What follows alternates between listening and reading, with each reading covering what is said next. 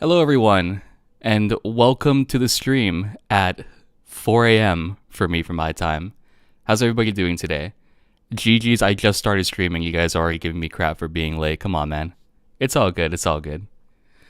Hello, everyone, and welcome to the fourth installment of our Arc 5 readings. We have a full cast lined up for today, and 20 people just left. All right, let's get right into it with introductions, and we'll get right into the chapters for today. Krill, I can't go to sleep. We just started streaming, my guy. I don't think I can do that. Alright, without further ado, let's get introductions out of the way, and we're going to be reading chapters 11 through 14 for today. We have one image unlocked for these chapters, and yeah, let's get right into it. Going right down the list from top to bottom, since we have so many people in the call right now. Hi, I'm AlyVA, and I will be voicing Anastasia, but also narrating for Chapter 12. Hello, I'm Kiki484, and I'll be voicing Beatrice, as well as Mimi. Sounds like she wants to kill herself. Hello, I am Tealdi, and I'll be voicing Crush. Hi, I'm Kyleson. I'm your Amelia. Sup, I'm Jace, and I'm going to be filling in for Ferris. What is up, guys? I'm Super, and I'll do Garf. How's it going, gamers? I'm Hollow. I'm being Julius for today. Yeah, I'm narrator, Otto. Hi. Hi, I'm Subaru. It's 2 p.m. for me, and I'm still tired. Hi, I'm Kerley, and I will be playing Reinhard von Astrea. Hi, I'm Muff, and I'll be subbing in for Phil. Yeah. Purple. Is that it? Oh. Hi, I'm Wilhelm, and I'm everybody's grandpop. Grandpa. Grandpapa. Never change, Purple. Never change. Never change. Never change, my guy. Alright, we're going to be reading a slightly altered version of the reading, so if you are following along, it is going to be slightly different on our end, so just keep that in mind as we're progressing. If you guys have any questions, if you guys have any comments, we will read them in between chapters. Same thing with any donations, channel memberships, anything like that. And yeah, Wilhelm sounds great. The Wilhelm. Okay, they're ready for Wilhelm. Let's get right into chapter 11. And just as a fair warning, a lot of us are tired. So if this isn't absolute peak, I apologize. It's really early for a lot of us. So yeah, let's get right into it. Alrighty. Arc 5, Chapter 11. A surprising reunion, a fated reunion, and an unintended reunion. After meeting with the strange hooded man, the journey proceeded with no further incidents. Occasionally, Amelia would glance into the water, deep in thought, but she covered her discomfort with a smile before anyone could question her about it. The only distinct feature of the man they'd encountered was that he was a man of similar age, wearing a hood, but he seemed to have some kind of connection to Amelia. From Amelia's perspective, his behavior would have been fairly courteous. He may have been a little extreme in describing her hair, but more importantly, Amelia's silver hair rarely made a good impression like it had on him. Speaking of which, the recognition-hindering cloak. Suddenly, it hit Subaru that the effects of Amelia's magical cloak, the one she always wore to keep her identity hidden, had not affected the man just now. If the cloak had been operating at its normal effectiveness, the man would only have been able to notice Amelia's presence. However, he had apparently seen Amelia's silver hair, meaning that the man could resist the cloak's spell. Bearco? So you noticed it, in fact. Amelia and Garfiel haven't, and so they are walking around oblivious, I suppose. Fearless children, in fact. Beatrice, walking by Subaru's side, knew exactly what he was worried about. As she led Subaru away from Amelia, Subaru brought his hand to his chin and frowned. I don't think he used any trick, but that guy was suspicious. The cloak's cognitive obstruction should not have been resisted so easily. So, he's either proficient in magic, or he has some sort of divine protection. Anyway, he's not just an ordinary man, I suppose. What a bother, in fact. Should we say something to Amelia? That's not necessary, in fact. If he were acting with malice, then Amelia would have noticed it, I suppose. We don't need to scrutinize this too much, in fact. Hearing Beatrice's assertion, Subaru replied with a, I see. Accepting it. Beatrice had spoken what she believed to be correct, since she often spent time observing humans and had been paying close attention to Amelia's attitude. Subaru listened to her. There was no need to unnecessarily provoke unease. Even so, Subaru and Beatrice must at least remain alert. In this vast city, meeting the man again by chance was unlikely, but there was a chance that he sought to actively contact them, so they needed to be wary. Hurry up, Captain! If you go as slow as Beatrice, then it'll be sundown by the time we get back. Stop saying unnecessary things, I suppose. Smelly, annoying creature. Garfiel turned back at them and was laughing happily in response to Beatrice's rude insults. Suddenly, his expression changed. His ears moved back and forth, and his nose twitched. What's wrong? It's just near the hotel. Can sorta hear an argument. They turned the corner as Garfiel finished talking, and Subaru and the others also heard the commotion. Indeed, it sounded like someone, or maybe multiple someones, were furious. It sounds like it turned into a fight. What a mess. Captain caused the fuss during the negotiations and ended up eating some magic ore. Do you really have the right to say what's a mess? If I weren't at the Chamber of Commerce, you would have been taken by the guards. That's just my irresistible charm. Amelia-tan? Subaru suddenly found Amelia, who had just caught up, running past him. He called out to her, but she paid him no attention. That voice, it sounds really familiar. Actually, I think that's Joshua's voice. Ah, you're right. That does sound like the voice of that weak bastard. I'd be worried if he was in trouble. Let's go. Leaving the less tense Garfiel behind, Subaru raced after Amelia. Turning another corner, he could finally see the water plumage pavilion, where... Alright, asshole, how many times are you gonna make me say this? Stop being stuck up and call your master here already. You are so barbaric that I wouldn't even call my brother here, let alone my master. Please leave while I'm still capable of speaking calmly. Can you really not understand what I'm saying? Oi, let's go, you bastard. A young man with purple hair, Joshua, stood with his arms spread in front of the hotel, quarreling with another man. Although he was facing away from Subaru, his physique was clearly quite burly. Judging from his attitude, brawl with Joshua would be inevitable. That's enough! In the time it took Subaru to judge the two men's difference in combat prowess, Amelia had already rushed over and separated them. Having been jerked away, Joshua wore an expression of abject shock. Amelia-sama? I was on my way back from my business when I heard you two arguing in front of the inn like this. What's the reason for your quarrel? Calm down and tell me about it. She spoke as if she were mediating an argument between two children. In that moment, the atmosphere of that place settled down. Subaru sighed with relief, and Garfiel sighed disappointingly, as if to say, No fight? He caught up with them in no hurry. Everyone is arriving one after another. My apologies for troubling you. It's no problem. Now, please tell me about your argument. How can I trouble Amelia-sama with such a petty thing? Joshua stubbornly refused Amelia's intervention in the matter, as if worried that Amelia would use this opportunity to her advantage. If that was the case, then he was being paranoid. Even in 100 years, Amelia wouldn't be able to come up with such a cunning idea. There ain't much to what happened. I was sent here, but this guy won't let me in, screaming, so I was gonna have to fight him.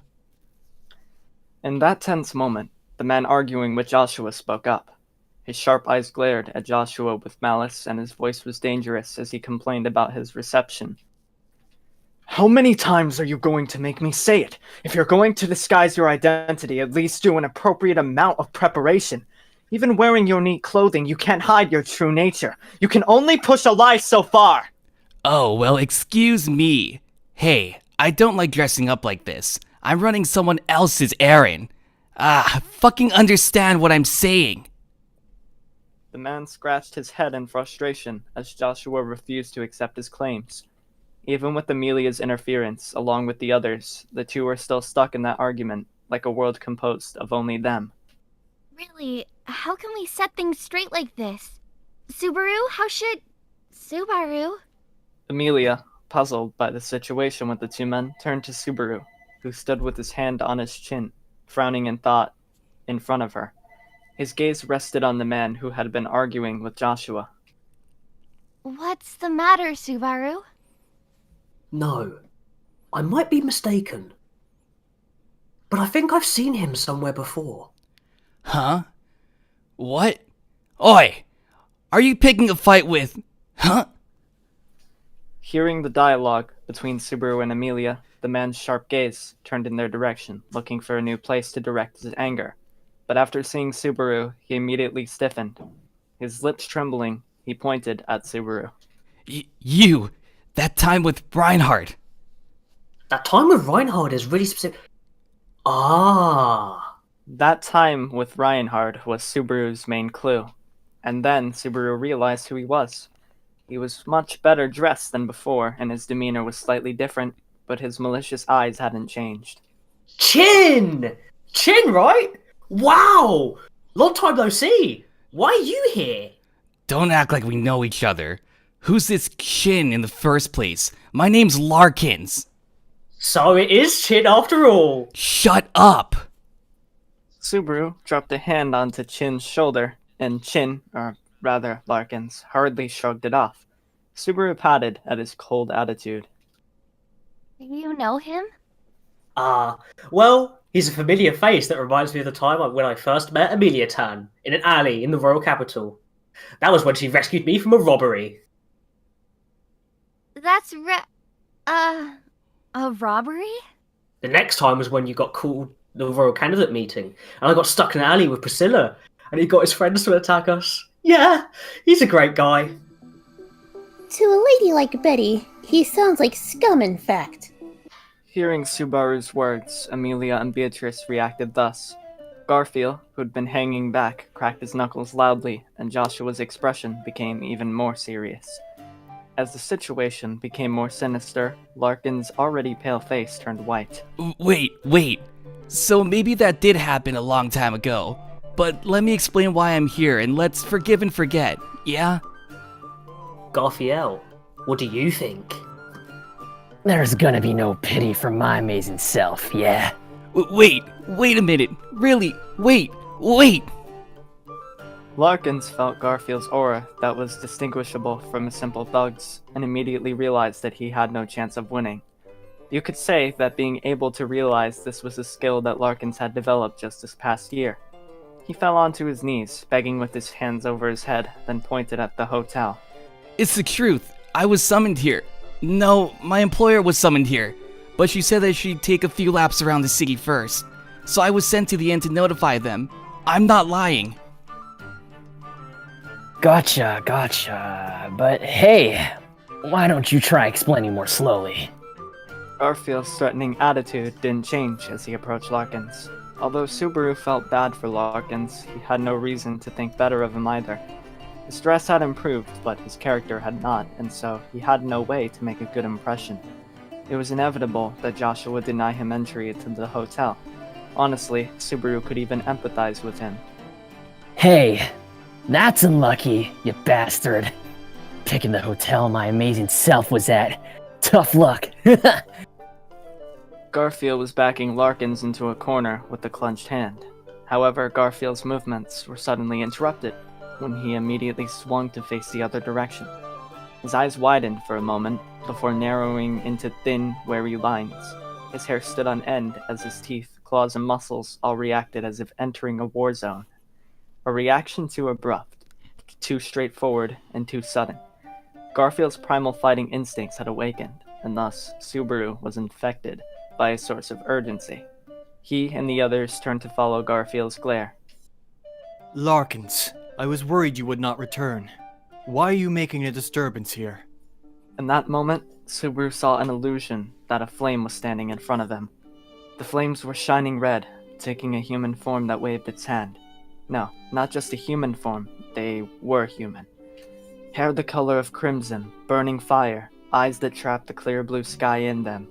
His slender body was clothed in white, and his neatly arranged face was one that could never be forgotten. His aura, slamming into everyone nearby, was the aura of an ordinary person would feel upon seeing a hero. That was exactly what the situation was. There was no mistake. This man's name was... Reinhard! Upon hearing Subaru's hoarse voice, the young man in question smiled gently. The smile was a soft one, intended to calm others down. With just that smile, Subaru felt as if he had been taken into the arms of a guardian in peace. And it was not just Subaru, but everyone seemed to relax as well. It's been a while, Subaru. I did not expect to see you here. Although our meeting is thanks to Julius, who called me here. Oh! Huh! Long time no see! How are you Wait, are you saying that you were also called by Julius? Technically, it was Felt-sama accepting Anastasia-sama's invitation. I'm just here as her knight, and I didn't expect to see you here. As always, Reinhard's presence dwarfed everyone else's. Although Subaru had experienced this before, it had never affected him to this degree, and he found it almost difficult to carry a casual conversation. That Subaru could feel Reinhard's aura, which he was previously unaware of, attested to Subaru's own growth. The more Subaru trained, the more he came to understand the difference between them. I see. It has been a year, hasn't it? You seem much better than you were when we last parted ways. That makes me glad. Oh, don't say it like that! You sound like you're making fun of me! I was a little proud of my growth. But seeing you makes me feel like it amounted to nothing. I did not intend any such thing. In terms of my growth, I'm rather disappointed. I have not changed much in the past year. So, honestly, it's rather embarrassing. That was probably because he'd already maxed his level, or close to it, and it was difficult to raise it further. Seeing a man who was obviously so strong, but still wished to be stronger, Subaru could not help but feel intimidated. By the way, Subaru.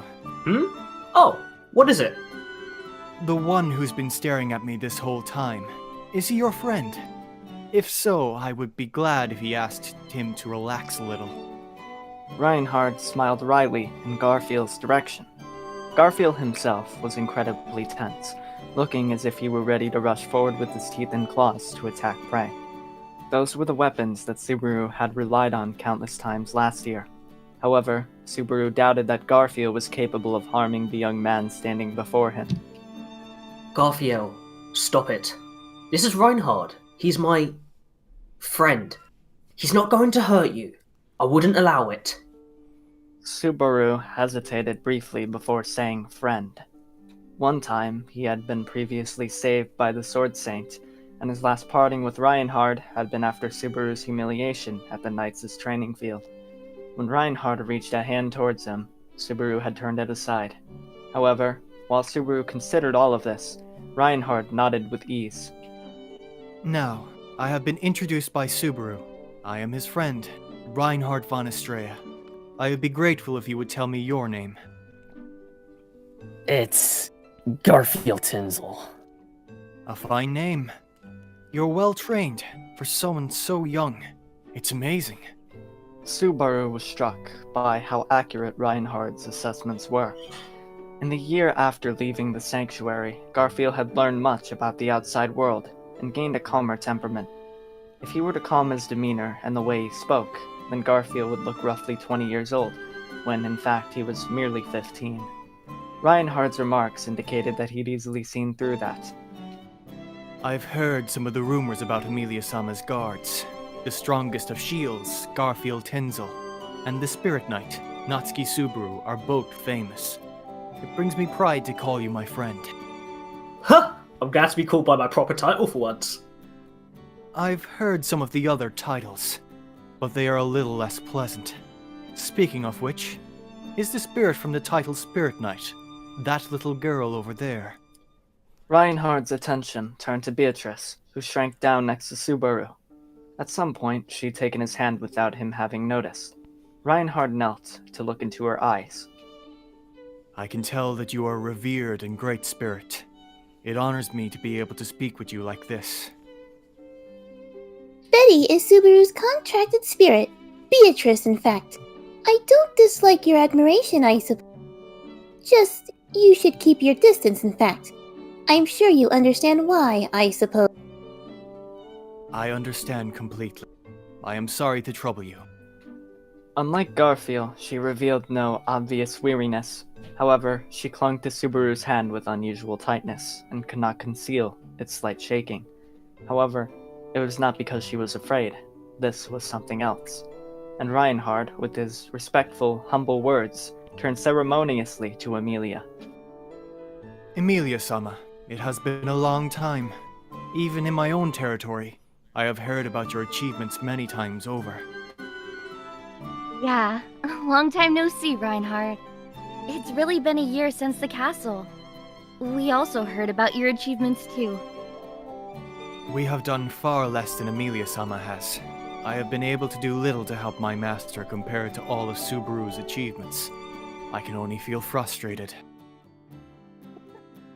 Yeah, Subaru is amazing. I'm proud of my knight.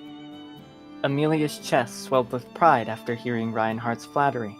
Although she'd obviously missed the social rhetoric in Reinhard's words, listening to what Amelia said made Subaru happy, even if the situation was equally embarrassing.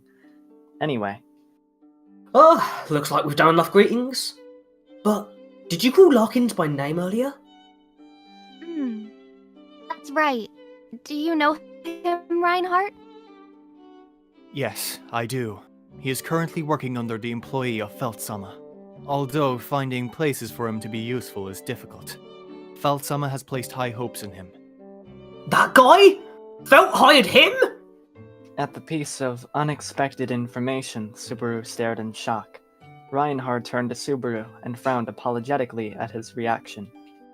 My apologies for failing to consider your feelings, especially since I was present in the alley where you two had an encounter. Afterward, a lot of things happened. When I told Feltsama, she demanded on the spot that I invite them over. Well, if you say so, then I'll believe it, but... Seriously, what kind of a coincidence is that? More than that. Wait, you said them? Is in plural? Feltsama has hired 3 men, including him. Those 3 are indeed the ones who tried to rob you in the alley. The Tonchin Can trio gets to work together?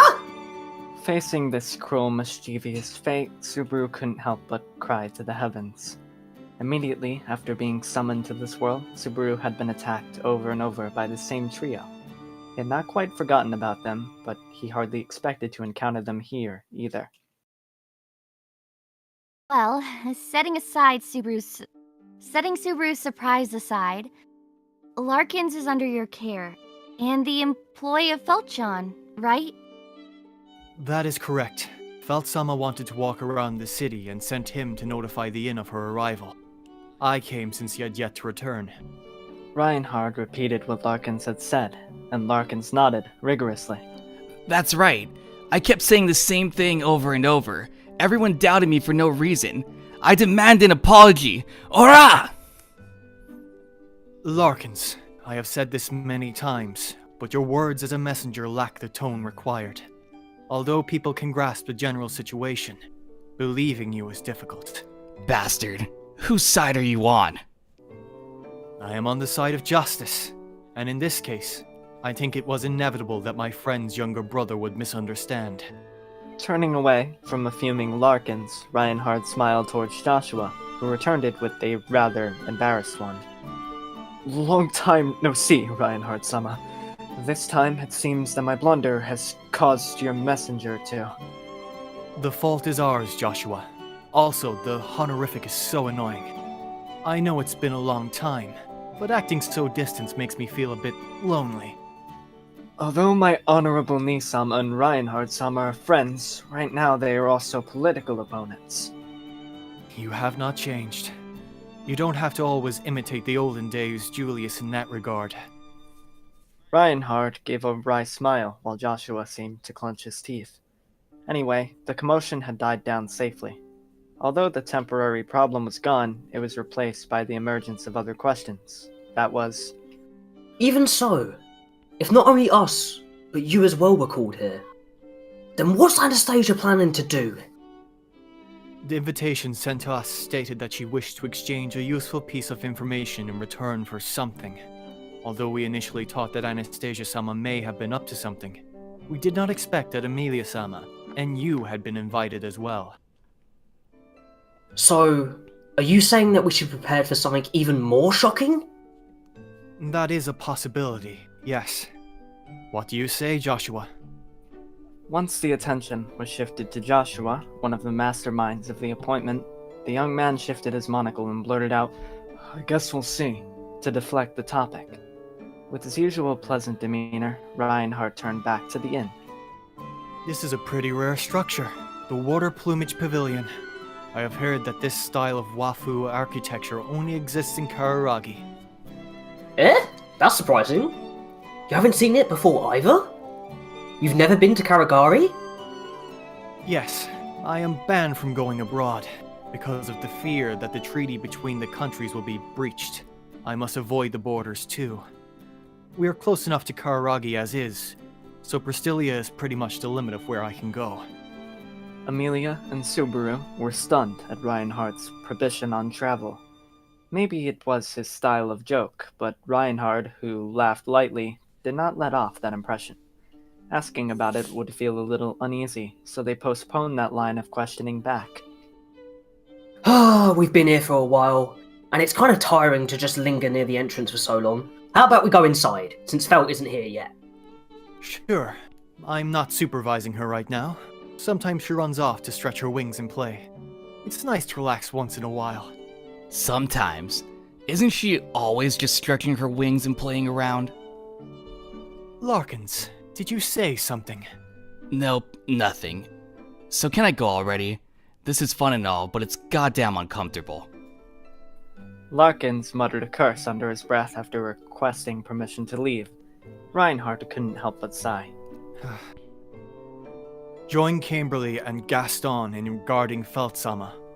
Although there should be no danger, Ramdono did not accompany us, and if Feltsama takes any dangerous action, you have to be there to stop her.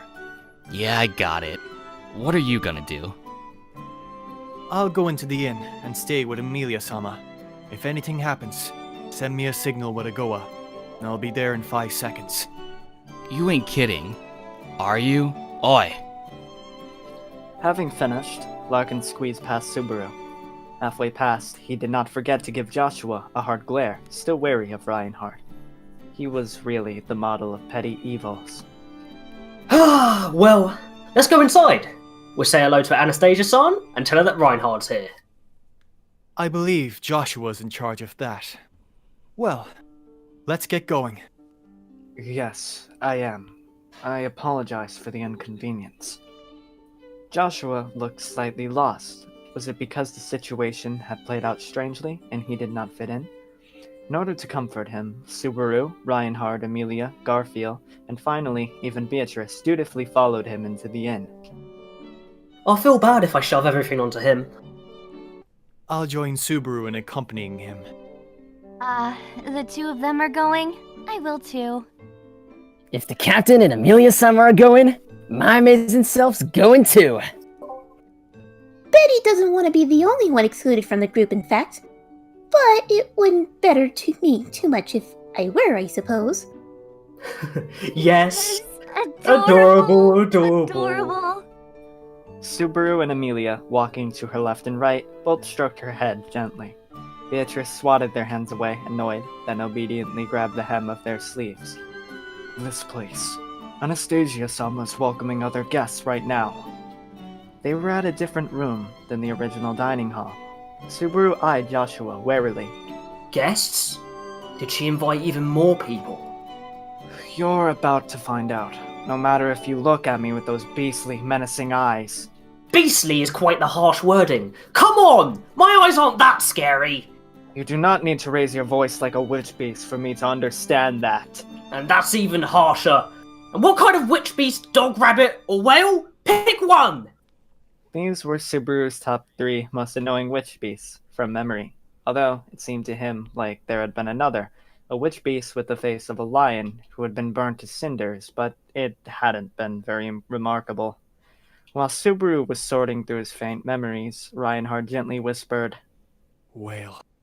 Interrupting Subaru's train of thought. Upon noticing Subaru's gaze, he spoke. Whale. Do you mean the white whale, Subaru? Yeah, that's right. That's the worst whale. There were so many times where I thought it was dying and it just refused to die. Thinking back on it, it was such a miracle. In fact, the increase in the number of white whales honestly did make their victory a miracle. The witch beast had been such an amazing creature, and the disaster it wrought was likewise extraordinary.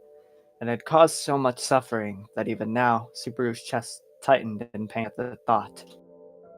The subjugation of the white whale. Would you mind telling me about it in more detail later? I am not a man who is completely unrelated to that monster. Although, that would be a long story to tell. Of course. As for your story, if it's difficult to talk about, then you don't need to. Subaru was only vaguely aware of Reinhard's experiences with the white whale. To Subaru, the battle with the white whale was the fruit of an old swordsman's decade-long obsession with vengeance, and Subaru also knew of the sword demon's origin, and of his relationship to the red-haired youth. As to what had happened between them, Subaru had no way of knowing. This was not the topic that Subaru could pursue out of curiosity, was how he judged it. Thank you. Thus, Reinhard responded briefly to the Subaru's thoughtfulness. Subaru sought nothing other than that. Seeing Reinhard's lowered gaze, Subaru gave a long sigh. Amelia and Beatrice looked at him, worried, and Subaru gave them an I'm alright smile. We have arrived. Please wait in this tea room until their meeting ends. Joshua, who had finally led them to their destination, gestured to a cross-style door. The style was so detailed that hanging on the door was a paper scroll. Subaru, although delighted, felt that his Japanese soul had become quite a bit strange. But his optimistic thoughts would only exist for a brief while. Excuse me, would you mind being joined by other guests? He directed the question at the guests already occupying the tier room. Someone inside, who shifted slightly, responded. Sure. We want That calm voice made Subaru frown at the start, but then surprise overtook him. It was impossibly familiar and impossible to forget. Not only that, Subaru had only just been thinking about its owner. No one aside from Subaru seemed to notice it, or rather, no one but Reinhard. His face became stiff, his blue eyes swaying with hesitation. Joshua, having not noticed, opened the door. There was a quiet sound of wood on wood, as the occupants of the tier room came into sight. Then, the occupants, seated on mats of cloth, looked over to the new guests. Ah, Oji-sama. Is that right, huh? The voices of the grandfather and grandson overlapped. This was the unintended reunion between Reinhard von Astrea and Wilhelm von Astrea. And that is the end of chapter 11 for now. Move on to chapter 12 in a bit. Purple, is your mic's a little muffled, my guy?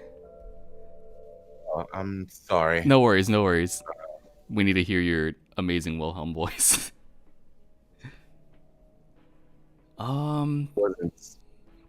Sorry? We could still hear you. It was just a bit muffled. Yeah, I wasn't facing directly towards the mic. My bad. Oh, no worries, dude. Sounds cool. It sounds good. It sounds crisp now. Good job, everyone. That was one of our best chapter readings at 4 in the morning. Good job, Kanda. Thanks. Narrator. 10 out of 10. I'm like doing a slightly different narrator voice every time, I've just noticed. It's all good. We were semi-panicking on who did Larkins while you were narrating, and I was just like, I'll do it. I should have changed my name, but it's all good. I think we've all already heard of this chapter, read this chapter, so there's not really much discussion to go on right now. Yeah, and just getting reintroduced to some characters that were not in season 2 at all. It's nice to finally see Reinhard, because I believe the last time we see him, aside from the second trial that Subaru undergoes, is literally like episode 15 of season 1. So it has been a long time coming. We're getting a lot of... Oh, sorry, go ahead. Can I just say how hilarious it is that Reinhard isn't allowed to go to the border because he's so overpowered? He's so powerful. He is literally the nuclear weapon of Lagunica. He cannot... he can't... An international incident will be caused by him getting close to another literal country. tactical nuke going in. Yeah, nuke.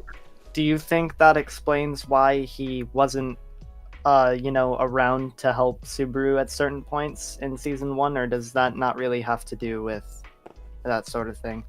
I'm kind of tired right now, so I'm reaching. Well, all I will say is what you think it is not what it is. Right. Mm-mm. Reinhard? Well, either way... Oh. I was gonna say, either way... Oh my god, either way, it's like, even if he was able to, help Subaru, the show makes it very clear that the royal selection is very important and status is very important. So if Reinhard just came in and saved the Amelia camp from every little danger that they were in, then Story Amelia would be wouldn't really... have any credibility as a candidate. So. Yeah, definitely. I think, is next chapter when we get reintroduced to literally everyone? I think it is. I think so. The We got a lot of debut. new faces, new voices coming in. The debut of literally everyone in this call. Literally, the first thing that pops up in this chapter is like the IRL interaction I had with Wolf. Like when I found out that these two were related. Yes. Oh my god, yeah! Hold on. Lightning wants to say something, but he's on mobile. What's up, Lightning? LightningEagle, are you alive? All right. Anyway, I was gonna say, wait, what was I gonna say? Oh yeah, I was gonna say that Amelia's line here about like reaffirming Subaru's status as her knight and her being proud of him. Oh, that made me smile so much. There's I'm so sad. there's a piece of fan art where it's like it's Amelia pointing at Subaru and he's just like at a random apple stand and she's like, "You see him? That's my knight," and she's like so proud of him. Aww. It's like he's a man with a child. That's enough to scream EMP. Yeah, it's so amazing how both Subaru and Amelia see Beatrice as like a little kid, and they're on the left and right of her. They're literally gonna end up reenacting that scene from Arc 1 where Subaru's like, "Hey, we kind of look like a mother and father walking with their child right now." Yeah, they're literally doing it now. It's honestly my favorite reading part from that from this chapter was doing the synchronized adorable part. All right, Lightning. For being so scuffed, you guys were pretty synced. Yeah, sorry, Lightning. Go ahead. Go ahead. No, I was just gonna say this. Seeing one of the thugs show up as a messenger because Petra is hiring other people who are kind of line of business is amazing. Like, it's absolutely hilarious. Yes. You cut out a bit, but I heard. Felt I got the was general. amazing. Yeah, and consensus. yeah, I would agree. Yeah, that's all. Anastasia calling the other. Oh. Because this is some sort of position that she's trying to make out of this if it keeps cutting. Yeah, we need a lightning translator. Oh, am I still muffled? No, you're fine. You're perfectly fine. Oh, Purple. We can hear you in high definition now. Lightning, just type out your thoughts, Lightning, while we're reading, and I'll just read them between chapters for you. Is Fairy Chan back? Because if Fairy Chan is back, we can go into next chapter.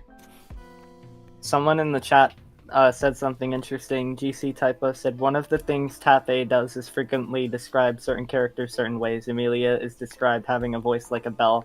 Ryan is always described as a red flame. I agree with that. I like how... I like the consistency. He makes every character appearance, like, even if they're not, like, doing anything, they're just appearing and makes it all hype with his, awesome descriptions of all the characters. I especially love Reinhard being a red flame. Yeah, because it's just so appropriate that like what Subaru first sees when he appears is just his red hair because it stands out so much.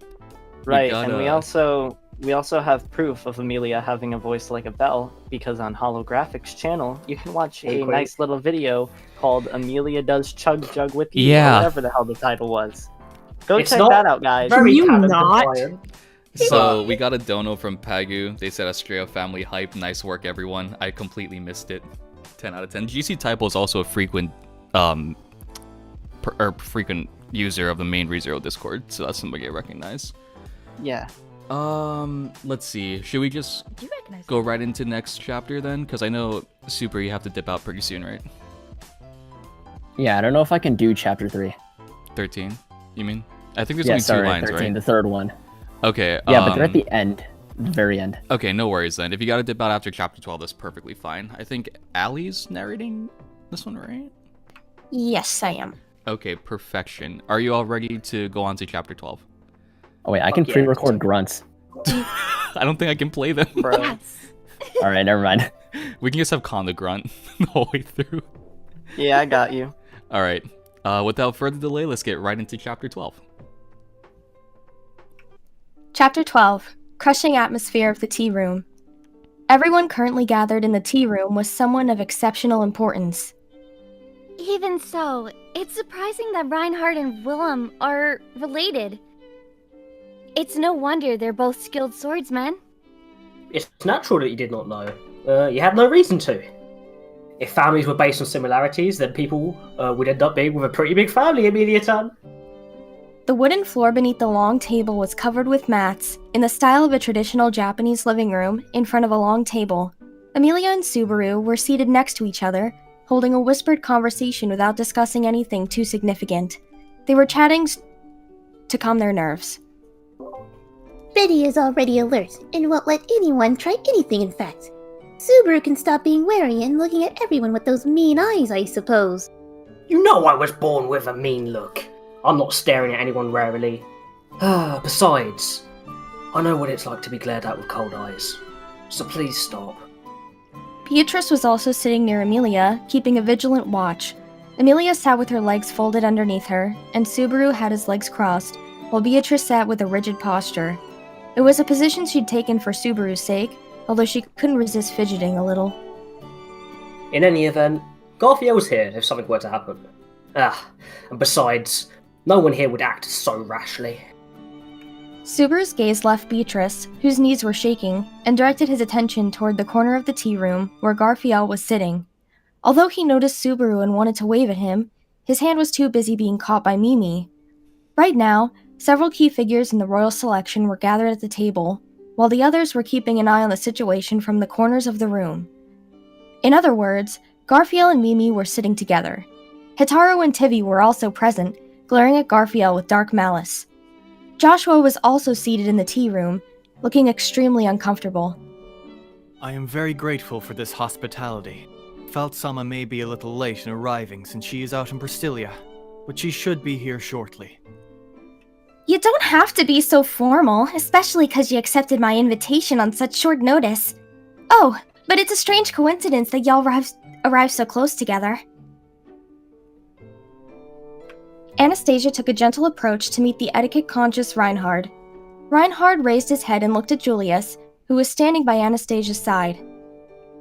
It has been a while, Julius. We last met face-to-face at the Chamber of Commerce. Ah, that is correct. I apologize for asking everyone to come in such little time, but it gives me peace of mind to know that you all have kept safe. After greeting his friend, Reinhard returned to his seat across the tatami room. If seating at the table reflected the positions of the factions, then Reinhard was seated at the bottom. Sitting at the head was the host, Anastasia. Next to Anastasia was Amelia and her faction, and Reinhard, who was representing Felt's faction, was sitting in front of them. Across from Anastasia was... It feels like it has been a long time since everyone has gathered like this. The speaker, who wore a dignified smile, was a beautiful woman with green hair. Amber eyes which seemed to contain the very picture of harmony, dressed in a feminine navy blue dress, giving off an air of nobility. Although, if one had known what she had been like before, it would be hard to see her as the same person.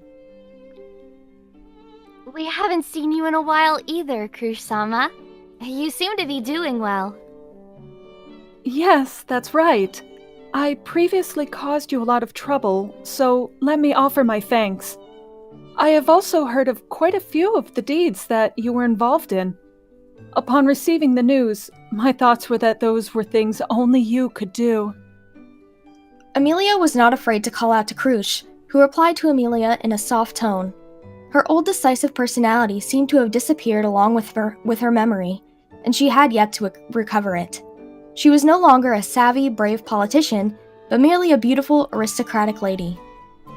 If the aforementioned events that Amelia had been involved in were to happen to Krush's current self, they would have ended in tragedy for certain.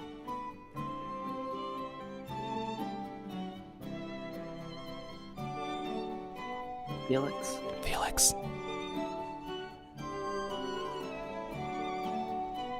Hey, yo. Felix!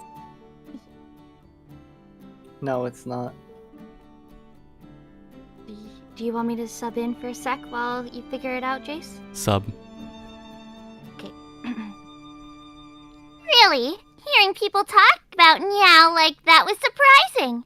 Eradicating the Great Rabbit and becoming a spiritual arts user? Who would have expected that at a Subaru-kyan? Next to Krush, a beautiful girl with cat ears, no, a feminine young man with a coy manner spoke up. He was Ferris, both Krush's knight and the supreme healer in the kingdom. Unlike his incredibly different master, Ferris hadn't changed in the slightest. It was reassuring, but at the same time, he remained difficult to understand.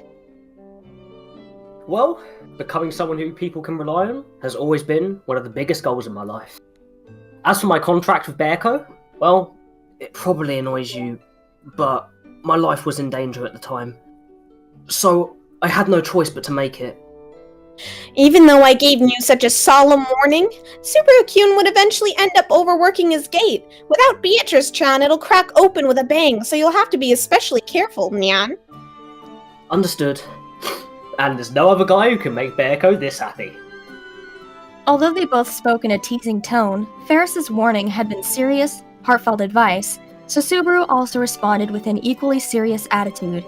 Dropping a hand on Beatrice's shoulder, whose face was red, he considered this the tuition fee.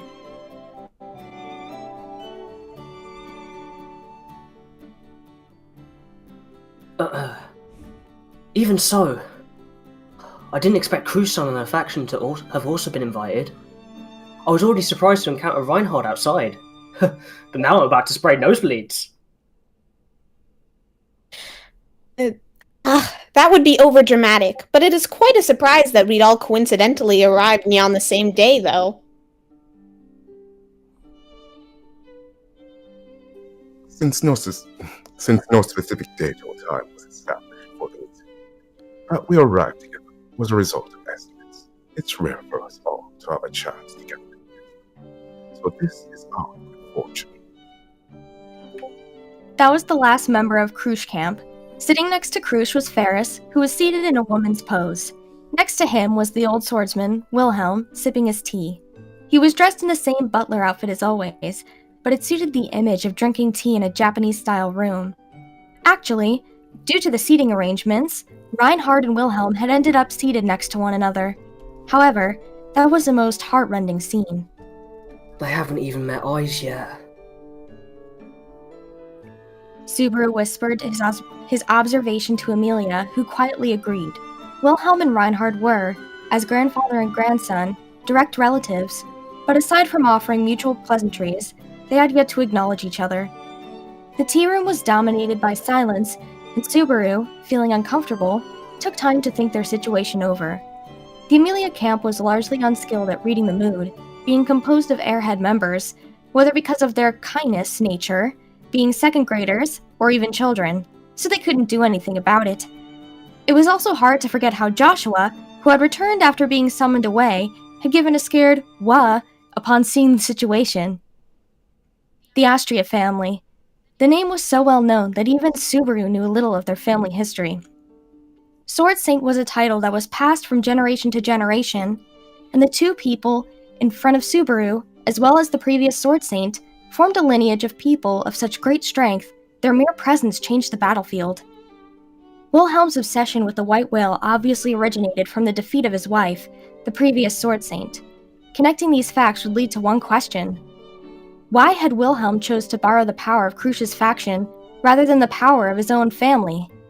Taking the question further, why had Reinhard not participated in the fight against the white whale?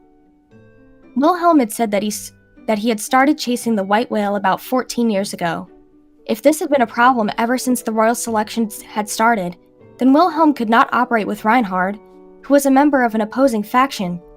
That made sense. But Wilhelm had begun his revenge-driven hunt for the white whale at the time the House of Astrea had nothing to do with the royal selection. Of course, then Reinhard would have been a child at the time, and would have lacked the ability to defeat the white whale. But, considering his later growth, why had Reinhard never sought out the white whale? Wilhelm's sentiments and Reinhard's thoughts, Subaru had no insight into either. He would love to listen if they were ever willing to discuss it. However, asking directly would be like unscrupulously cutting into an old wound and rubbing salt under the scabs. And although Natsuki Subaru was incredibly curious, he had grown quite a bit in the last year. He had come to understand that if he pressed the topic, people would find him annoying. Reinhard and Wilhelm, although in hostile factions, were both valuable, talented people who Subaru had a good relationship with. And so, the trust they placed in him was not cheap enough to be thrown away just because of his curiosity. So, all he could do was hope that someone else would bring it up. By the way, Anastasia-san, why did you gather everyone here? I think you had some purpose. Right? Unaware of Subaru's worry, Amelia directed a question at Anastasia, who tilted her head with a smile. Of course! I have something I'd like to discuss with each of you, but to answer Amelia-san's question, I had to think pretty hard to come up with something that'd lure each of you here. We came for the magic stones, but what about the others? Everyone's got their own wants and needs. Using those to gather everyone would have been fairly easy, but there are those odd groups who you just can't understand what they want.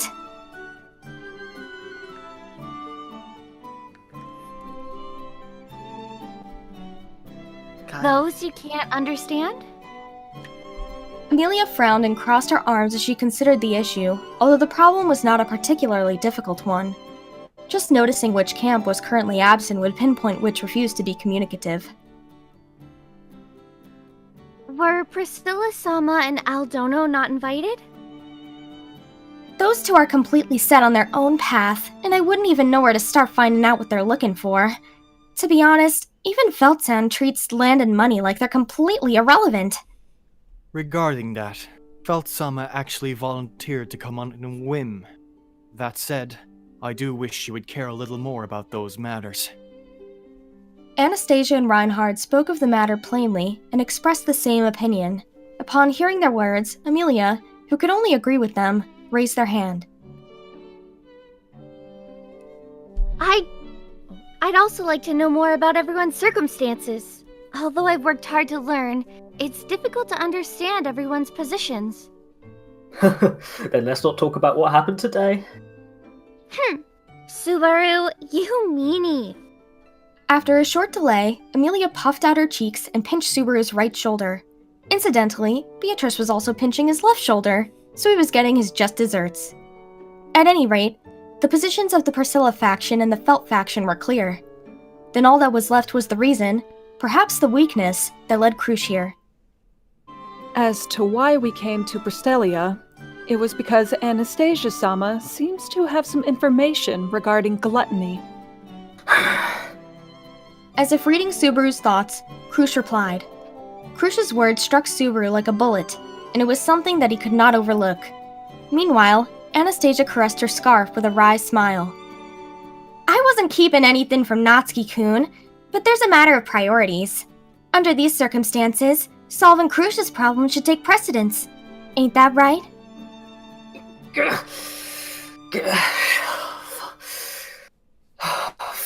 Fine. That's fine. I see you've grown up a little. Bastard! I'm already on the verge of exploding. Selling to the highest bidder was the basis of decision-making in business. Subaru had managed to put the brakes on his fury at Anastasia's explanation, which was fortunate since Julius had begun to look uneasy. Who are you? My parents? On that topic, my dad could beat me up 10 times better than you ever could! Fairy-chan is scared. Don't be shaken so easily! Are you scared of your own family? Subaru snapped at Ferris, who had snuggled up to Krush, but he was joking rather than scolding. On that note, his words about his father, Kenichi, were certainly true, rather than humility or exaggeration. Anastasia's reason was acceptable. However, it would be another matter entirely if the information were to be given to only Krush and not Subaru. Information on gluttony was crucial to restoring Rem, who was still sleeping in Roswell's mansion. Even though he had accepted the reason, he would not be so easily swayed. Even though you're making such a scary face, you'll feel more at ease after you've heard the full story. Then, are you telling the truth? It ain't a lie, and I'm sure Krush's faction got no intention of keeping it to themselves. Subaru turned to Krush, who seemed to have some difficulty maintaining a composed expression. It is only natural. Of course, in order to retrieve my memories, I want the information on gluttony. However, I also know that Subaru is also determined to defeat gluttony for the sake of that young girl. Under such circumstances, I have no desire to monopolize the information. Krush-san. In addition, the more comrades I find who share my goal, the better. The more people there are working against the elusive sinners of the witch cult, the more likely we are to win. Krush, who spoke in a light tone, gave Subaru peace of mind. Her true desire was, of course, to restore her memories and improve her flaws, but that did not come in between her goodwill towards Subaru. Holding an honorable nature which had not been dimmed at all by her amnesia, was this woman named Krush Karsten. I'm grateful. Thank you, Krush-san. I will cherish the opportunity that you've handed me. Definitely. That said, the information is our priority. We won't concede that. In response to Subaru's determination, Krush straightened her back and met his gaze. Of course, they shared a heated competition, but her benevolent smile was out of place for this occasion, so she and Subaru smiled together. The one who interrupted the moment was Krush's knight. Yeah, seeing Subaru-kun and Crush-sama like this is really annoying me. Stop it!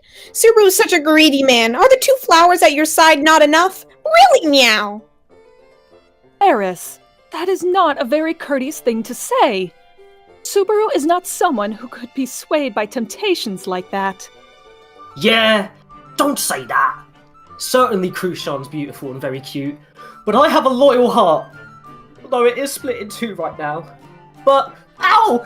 Ow! Ow! Ow! That's not a very loyal heart, in fact. You should just stay put and reflect on what you just said, I suppose. Subaru, who'd been trying to agree with Krush, had his ear caught in Beatrice's tight grip. His eyes watered in protest, but before he could complain, he noticed that she was pointing at Krush. Following Beatrice's finger, Subaru saw that Krush was wearing a bright blush, looking downwards. Thinking back, what odd words had he spoken? Oh no. Amelia-tan. Did I say something strange? Huh? I'm not sure. Subaru, you just talk the way you usually talk to me. That's right! Then what did I do? Holding Amelia-tan's hand lets me think better. May I? Yes. And card. Subaru tapped his forehead with the hand that held Amelia's, as he cast a gloomy look. Meanwhile, Ferris took the opportunity to whisper to Krush. See, it's like that. Subaru-kun is unconsciously excessively friendly to everyone he meets, and he always tries to play a cool and handsome act. It's like he's messed up in the head. Don't pay it any attention. Yes, I'll be careful. I was a little shocked. Krush placed a hand on her chest with a sigh of relief. Subaru found this feminine action incredibly cute. Krush and Ferris, who were unaware of his thoughts, held hands as if making a promise to each other. Anyone who stumbled across this scene would have assumed that they were girlfriends. Now, everyone had revealed their reasons for coming to Priscilla. there's a complete set.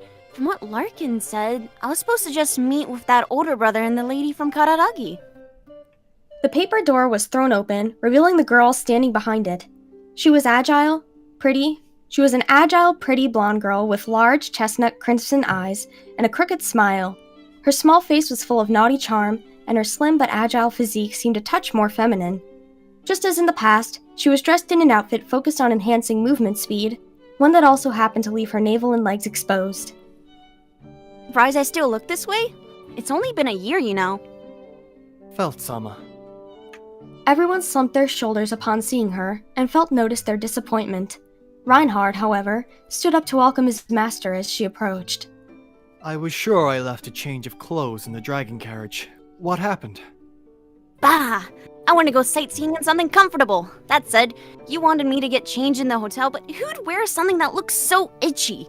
You should know that I'm like this by now. That really is just like you.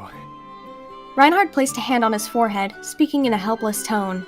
Felt, who was dragging the kingdom's strongest hero around like a plaything, looked happy to enter the room. Great.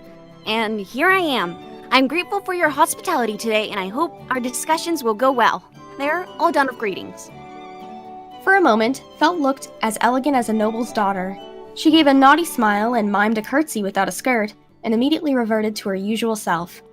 Subaru was quite self-aware of his own disagreement with the aristocratic community, but Felt's attitude toward them seemed to have worsened notably in the past year. Man, this is really bizarre building. I've never seen one like this before, so I got curious and explored it a little before coming here. Felt sat down on the mat originally occupied by Reinhard, who moved another one over and sat earnestly next to her. By chance, Felt was now next to Wilhelm, separating grandfather and grandson. Well, long time no see, Felt-chan. How have you been? It's weird to have Chan added to my name. Anyway, I've been well. Nat-chan, you've been a little too lively, no? I've heard a lot of rumors about really scary things. It's Subaru that's been lively, not me. As for me, I've been lucky to have been saved by Subaru's hard work, that's all. Ah, that's right. Upon hearing Amelia's reply, Felt leapt to her feet with a clap of her hands, her eyes fixed straight at Subaru. I've had a ton of ridiculous rumors about you, Nii-chan. I just got to know how many of those rumors are actually true. It seems like you've decided they were all fake before even asking me. Your level of faith in me is disappointingly low. Because they're all so wild. I heard that you cut the white whale in half by yourself. You crushed the Sin Archbishop's school into bits with your own 2 hands. Even the great rabbit was roasted and eaten. I was really involved in all of those, but the rumours have been blown hundreds of times out of proportion. If Subaru really had done as the rumors said, then he would have been hailed by the kingdom's hero and probably even have been put on the throne. With that authority, he'd have made Amelia queen and they'd be ruling together. Subaru's reaction had drawn a small laugh from the audience. The 2 sources of laughter were from people sitting on opposite sides of the room, Julius and Wilhelm. The 2, both of whom seemed to have felt embarrassed at their unconscious reaction, sought each other out and relaxed when they found someone who had given a similar response. Felt, whose eyes had been darting back and forth in confusion, asked, Why did the old man in the night laugh? Me? Did I see something strange? Everything you said was strange! You gave me too much credit! If I did that much, then I deserve a Nobel Peace Prize! Although Subaru didn't fully understand what he had earned, he knew that it was meant to be a symbol of honor. Back when he had been presented with some medals for his achievements, he did not fully understand their actual and symbolic value, so he had never personally felt the merit that came along with it. In fact, the medal that he had received was quite valuable in the kingdom. Your contribution was indispensable during the battle, White Whale. If you were not there, I have no doubt that we would have all perished. It sounds like an exaggeration, but it's no laughing matter. The same is true of the battle with the Sin Archbishop. No other person developed our tactics and took command. Were he not there, myself and others who helped would have not been able to subjugate the Sin Archbishop. overwhelming faith from Wilhelm and Julius. Their straightforward support for him struck Subaru speechless. The lively atmosphere left his entire body burning with embarrassment. His face was red from ear to ear, and blood was liable to spray from his eyes at any moment. No! Stop it! Don't praise me so much! The higher you raise me, the bigger my ego gets. Shouldn't you all be clear on that? No, not at all. Although it is true you made a fool of yourself at the start of the royal selection, you have proven your worth time and time again. You have more than made up for that disgrace. You absolutely deserve to be commended to this extent. There is absolutely no need for commend. You have had a great hand in accomplishing things. Those successes would have never happened had you not been present. I would be proud to have shared my defeat with you until the end of my days. So far, Subaru had died in a number of painful, gruesome ways. However, this would be by far the most horrifying, being pelted with compliments. Subaru, embarrassed to the verge of death, looked to Amelia and Beatrice, pleading for help. However, the two people at his side merely smiled sweetly.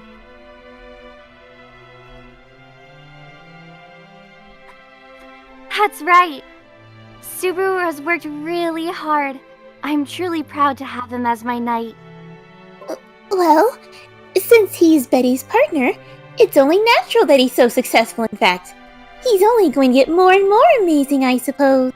So it's a good habit to get used to praising him, in fact. The situation having gone in an entirely unexpected direction, Subaru was stricken with panic. Then, everyone took turns speaking.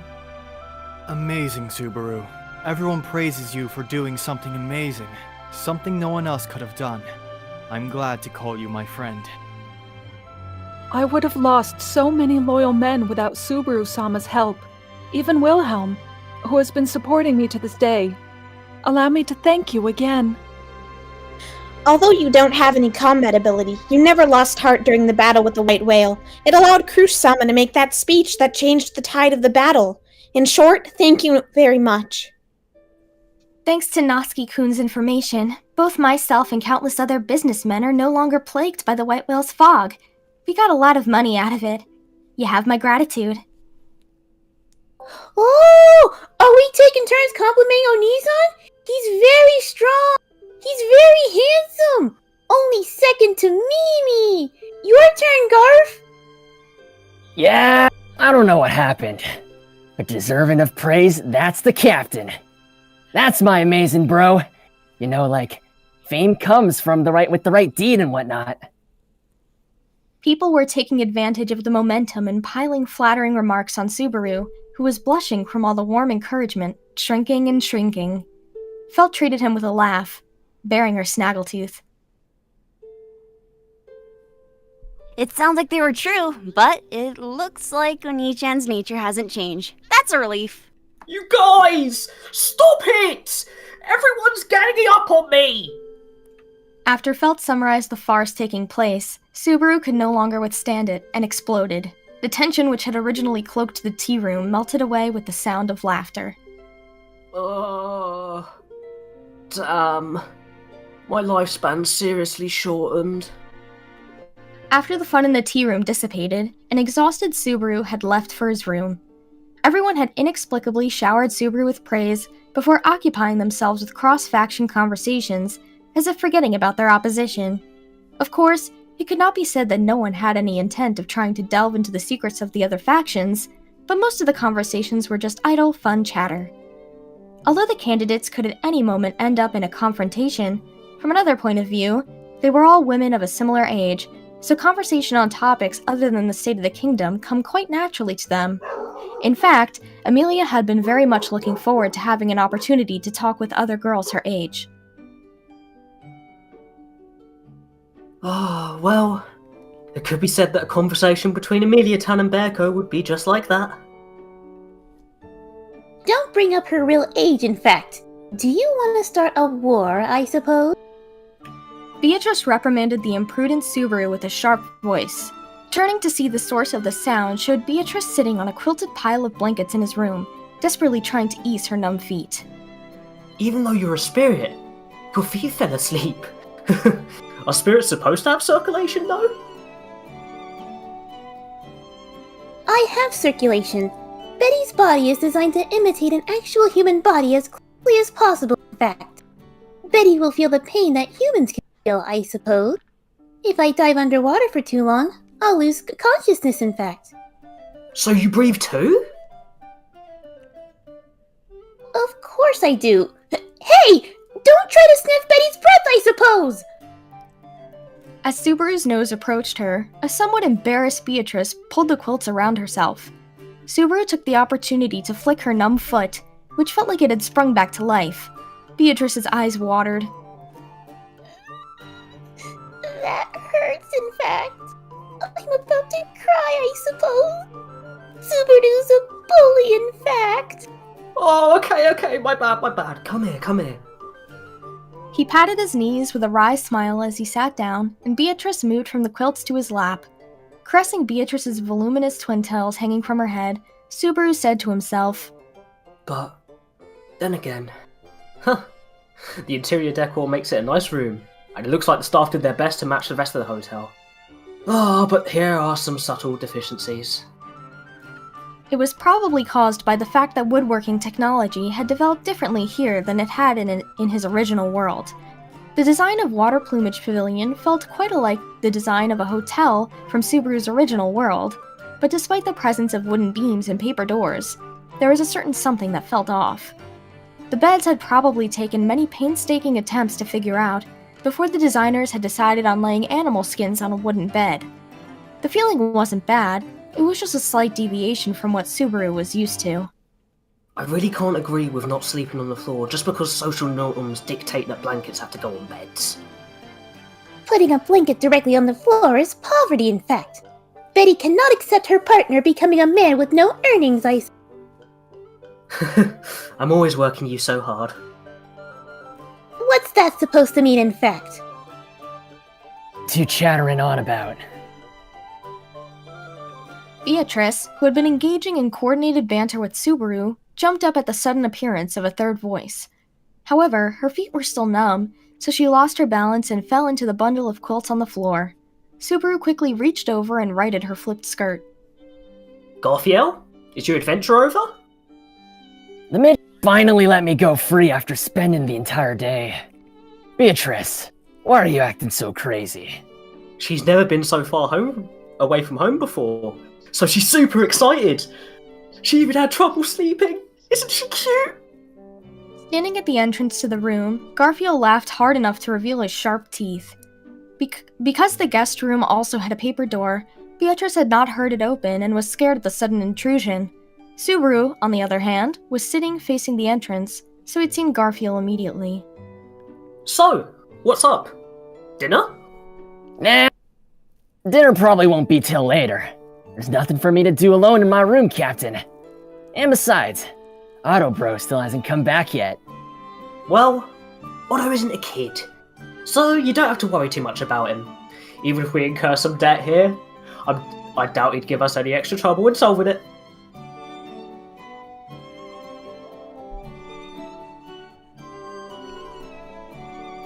Otto had left a few hours ago to go settle a debt. Garfiel had no objection to this since, after all, he knew what Otto was like. Of course, when it came to asking Otto for help, there was something incredibly reliable about him. But those are different things. What are you talking about now? Of course, Garfiel was used to Subaru's frequent mutters to himself. Garfiel gestured toward the corridor with his chin. If you don't have anything going on, can you tag along with me for a bit, Captain? Tag along with you? Oh, a bath! A bath, right? You mean a bath? Open air bathing is too good to I was looking around earlier, and I found a yukata! And the thought of seeing Amelia ton of yukata was enough to raise my spirits! Oh, they've been raised already! Although the tatami and architectural style were very different to reproduce, the yukata appeared to have been commercialized. Subaru praised those in Kawaragi who had been responsible for the spread of wafu, in his mind. However, standing before such an excited Subaru, Garfiel wore a serious expression, one that was somber enough that even Subaru could not continue to joke around. A worried look came to his face. Garfiel? What's wrong? Is there something you want to do? No, it's not really that big of a deal, but... Touching the white scar on his forehead, Garfiel fell silent for a moment. Then, he stared straight at Subaru. I just wanted to know exactly how strong the world's greatest hero is. And with that, we end Arc 5, Chapter 12. Another great round, everyone. Good job. Lovely job, everyone. Bog.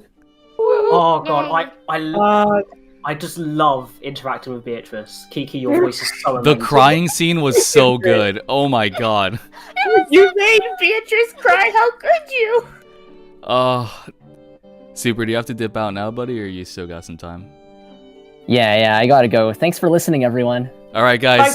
Say bye to Super. Great job as guard. Bye, Super. Have a nice day, man. Love you, buddy.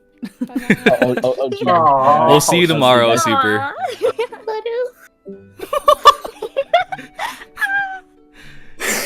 Crying Beatrice, my heart's melting. Emilia, Question, oh god, yeah. Does Wilhelm have any lines this next chapter? Is Purple gonna reset? Yeah, because I think he should do that. His voice is I'm pretty so good sure and I we hate it need being him. cut He out. has For 2 chapter. lines next chapter, I think. Yeah, I think it's the chapter after we have to worry about. Yeah, Wilhelm has 53 lines, chapter 14. Oh gosh. Okay, so Now's the time. are his lines like at the start of this chapter or near the end? Because It doesn't really matter. We can just have Wolf probably fill in if it's 2 lines, and then we can swap him out. We'll do a little break before he pops up again, just to make sure everything's all good. We need to hear his beautiful Wilhelm voice. I will be back in a second. We do. How you doing? I'm in trouble, man. You're doing fine, Purple. I think it's just restarting your PC. No worries, buddy. Sometimes you can hear it, or we can hear it. Sometimes we can't. Yeah, it's annoying because like we can test this stuff before we stream and stuff, but like it's happened twice where they sound perfectly fine normally, and During then when testing. they do the voice, Yeah. and then like when we actually do it, it just goes to shit. But it's all good, dude. No worries. It might actually be because of the bandwidth or whatever the word is for like the bot playing. Like it might be too much for the connection, and that might be why it's cutting out. Well, he's been. Hopefully he's going to restart. Yeah, he is. Yeah. We got a donation from Barusu himself. Amazing job. Really appreciate it, guys. We appreciate you. Thanks for stopping by. A lot of new people here. A lot of old people here, too. That's quite kind of you, Barusu. All right, Ram. All right. But yeah, this was probably one of the most wholesome scenes of everybody pelting Subaru with compliments. And him I've literally been waiting dying. for this for so long. You have no clue. My heart. My heart. My heart. LightningEagle says, Bayoko line was super adorable and sad. Why bully her? Subaru starting abuse again. Wait, we're just into super abuse? Subaru abuse. So Garfiel just has like 2 grunting lines in the next chapter, and that's it. Yeah. Nailed it. I think he has. Why was that so good? It's 5 a.m. I'm not here. So what you're telling me is you got the real grunting noises energy. Oh right no, now. I'm fully awake now. It's just a matter of me trying to sound like a prepubescent Chunibyo teenager from ReZero. I'm gonna drink coffee right before I talk. You So my already throat's sound like clogged. that normally, Hollow, so that's fine. So who we got Love you tackling too. the next chapter for narration now that Super's Now gone? that Super's gone, yeah. Let me look at the spread real quick, just Wait, to see. does Kyle's have a lot of lines? Because I'd like to hear her narrate. Kyle's has 5 lines total. Oh, I would narrate here, but unfortunately I have lots of lines. narrate here, but I'm Subaru. Shut the fuck up, Hollow! Thank you. My mom says I'm not allowed to right now. Oh yeah, good job, Moth Damn and it! Why is Tealdi. everyone getting up on me? Tealdi and Moth, great job. Oh, thank you. And then Fairy Chan. yes, good job, Jace. Oh yeah, sorry about the mic problems, by the way. It happens every stream, Nah, you're fine. Your mic was fine. It's it alright. like peaked once. Other than that, it was fine. It's fine, it's fine. Technical difficulties aside, we're doing pretty well here. You guys have no clue how hard it is. I have like barely any lines, but I'm just like switching between the bot commands and like the. No, like, it's great as well because desperately you have to like, pay attention. oh, am I to gonna miss a what line? we're Am I gonna saying, miss a line? Not only so you can change the music, but also so you can fucking keep up with your dialogue. Let's see. Oh wait, we're reading up until 14 today, right? Yep. Yes, we are. I am stupid as hell. 15 is when he has a lot of lines. Huh? For Old Man Will. No, I'm pretty sure it's 14. I'm pretty sure it's 14. Yeah. Oh, it is. 14. It is. Sorry, the script is like on line 15, so I thought it was 15. All right, yeah. It's Fuck me, you're gonna give me a heart attack. I'm Hollow. sorry. I'm sorry. Listen, it's fine. I think, Kyle's, I think the next chapter is very heavily narrated based, if I remember correctly. It's a lot of... The one we're about to go into? Yeah. That's fine. Okay, cool. If that's cool with everyone else. I don't mind narrating for a chapter Byakuya doesn't speak tomorrow. Okay. Bet. Yeah. We'll throw you in. Yeah. We get a light novel illustration unlocked next chapter. That is true. We do. Oh, nice. Fourth best made, but Rem is still asleep. It's a joke. Alright, chat. These are always amazing. Pain of living in multiple time zones. I love how Purple always puts like expressions in his messages. It's so like wholesome. Purple is like the most wholesome person alive. People are saying that they want his mic to pick him up because he sounds so good, but it's just muffled. His voice is perfect for Wilhelm. They aren't wrong whatsoever. He intimidates me to no extent. But he's so I sweet. think his mic's cutting out because if we got the full power of it, I don't think anyone could handle it. We'd all die. Yeah, we would shatter. Kanda, It's for our protection. Kanda, hit me with the line. Nope, you'll die. Nope, you'll die. I think we can, if everybody's fine here, we can have a slightly longer intermission next time just to prep Purple, so that we're able to... in fact, it's a very dialogue-heavy chapter, so... make Beatrice cry again and I'm stealing her. Doesn't Wilhelm have like the most lines in Don't that take my chapter? back home! Yeah, so chapter 14, Subaru has 53, Wilhelm has 53, Beatrice has 4, Reinhard has 1. Get ratioed. Oh my. Have fun, Get Wolf. ratio, idiot.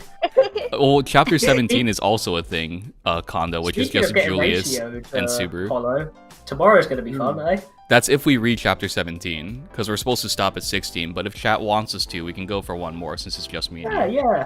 Yeah. It's a total of like 50,000 words for all of Alright. it. Oh, The extra one is the Julius and Subaru one? Yeah, with a lot of exposition dump. From what And we do love ourselves a good bit of exposition. I like how somebody asked, I like how this is worded, from what country is HollowGraphic from? I hail from the lands of Hawaii. Not a country, but we're a part of the United States. Wait, are you sure that's the Julius and Subaru one? Because it says on here, Arc 5, Chapter 15, the second most lines are Otto, and Julius isn't even on it. No, 17. Not 15. 17.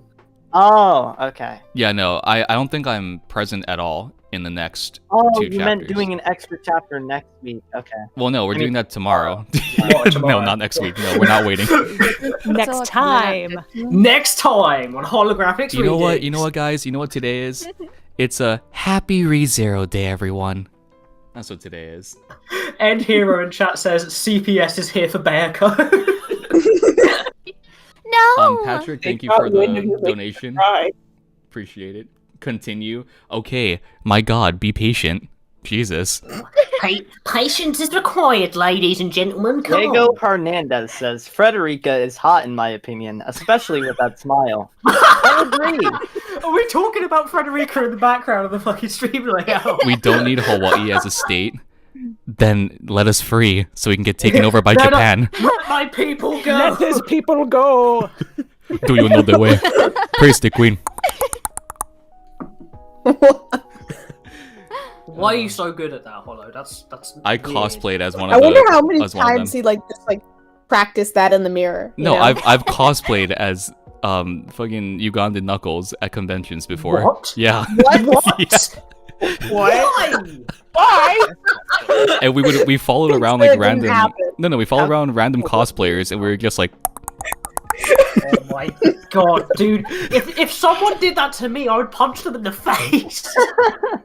We follow And every now and then for the back, you just hear, go away, go away, go away. Kyle's would appreciate this.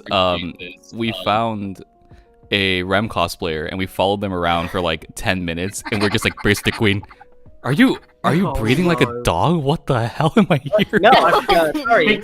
Carlos needs to calm Why down. would you mention Ram in her vicinity? You know that's a bad idea. Ram? It was me all along. All right, I let's always knew No Amelia loved sweet Ram. Amelia comes in. next chapter. Let's dive right into Kyle's. You're narrating, right? Yeah. All right. You're narrating. You're not Rem. Okay. Okay. Cool. Okay. Oh no. All right. Arc 5, Chapter 13. Peaceful Dinner.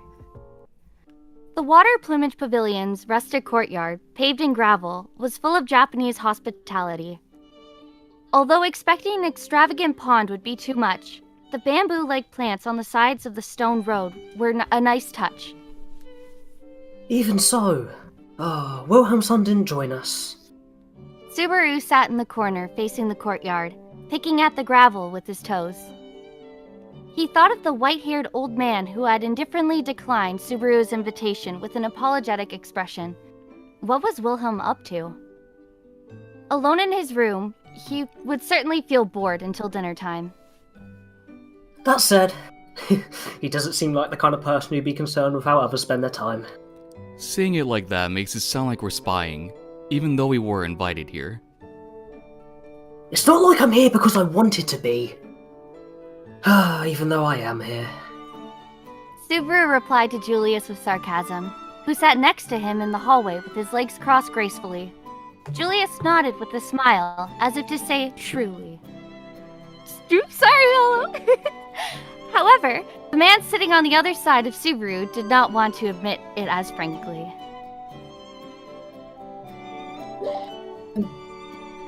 Oh, please. Ha! Do you think Fairy-chan is here because he wanted to see it? Super Kyun just dragged me here, and he was too annoying to protest against it. Well, I'm sorry, I guess. You should be here in case anything bad happens. Although, it seems like that isn't going to be necessary. Subaru squinted at Ferris, who was shaking his cat ears in agitation, then looked past him to the fast-paced battle taking place in the courtyard. Frankly, the battle moved so quickly that Subaru's eyes could barely keep up. Even so, he could plainly assert one thing. Really? That bastard Reinhard's a damn monster. Although it's hard to deny, I do not enjoy using such a word to describe a friend.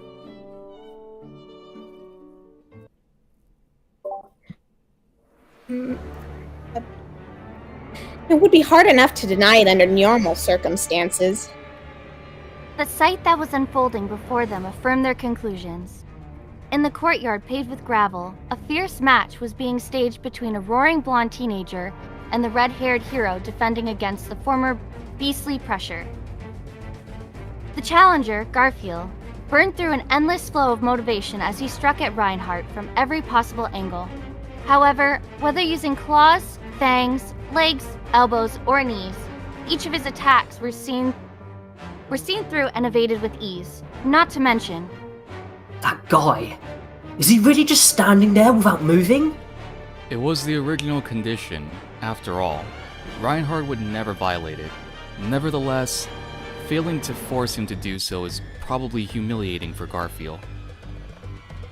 Garfiel kept launching attacks at Reinhard from different directions, trying to take those opportunities to expose a weak point.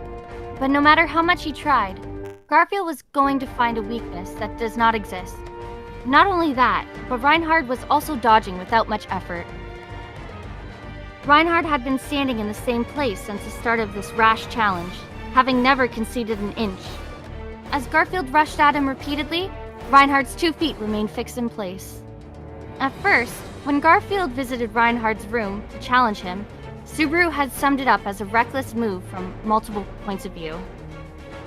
Thinking back, that Reinhard even agreed to Garfield's challenge had been unexpected. Frankly, the match was solely a product of Garfield's desire, accepting the challenge would not provide Reinhard with any benefit. Considering the difference of strength between the two, Reinhard presumably would not have that childish sense of masculinity to flaunt. If the complicated relationship between Reinhard, the Royal Knights, and his political opponents were considered, then fighting Garfiel was, in some respect, an unnecessary danger. Even if he would have believed that no one would set up any tricks or traps, accepting the challenge had been unnecessary nonetheless. Considering this, it had been unlikely for the match to even happen, and Subaru had certainly considered dismissing that idea entirely. However, from the bottom of his heart, Subaru wanted to witness its fulfillment. The one who took the responsibility of serving as fighting power of the Amelia faction, without any doubt, Garfiel Tinsel. However, outside conditions could often influence the outcome of a conflict, so achieving victory solely through battle was plainly impossible. Furthermore, Garfield's flaws were not few in number either. Amelia's faction had gained much fame throughout the past year, and much attention had been directed towards Garfiel. Because everyone within Amelia camp recognized and praised his strength, Garfield himself was quite arrogant. He had always been able to live up to those expectations with results and achievements. However, this one-sided consideration of Garfield also posed a troubling fact. Garfield had yet to face enough opponents as strong as him since leaving the sanctuary. The only person who had fought him on equal footing was homicidal demon Elsa, during the battle in Roswell's mansion, and it had ended in Garfield's victory. Since then, he had not experienced any hard-fought battles that compelled him to show off his full strength.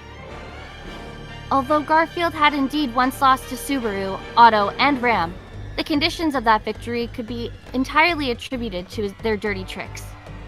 In terms of a proper, clean battle, Garfiel Tinsel was a man who'd never experienced defeat since birth. Therefore, even knowing that it was cruel, Subaru longed for a battle between Reinhard and Garfiel to happen. To continue without losses and to remain unaware of his limits, that was not an impossible path. However, if he remained ignorant to his own limits and merely relied on the luck of continuously facing weaker opponents, then Garfield would never be certain where exactly his own strength ranked. And so, Reinhard van Astrea, the hero whom Subaru had only seen in action once, Subaru chose to trust in his power. I trusted in his power, but I didn't think the difference would be this great. The situation had proceeded in the exact direction that Subaru had hoped it would.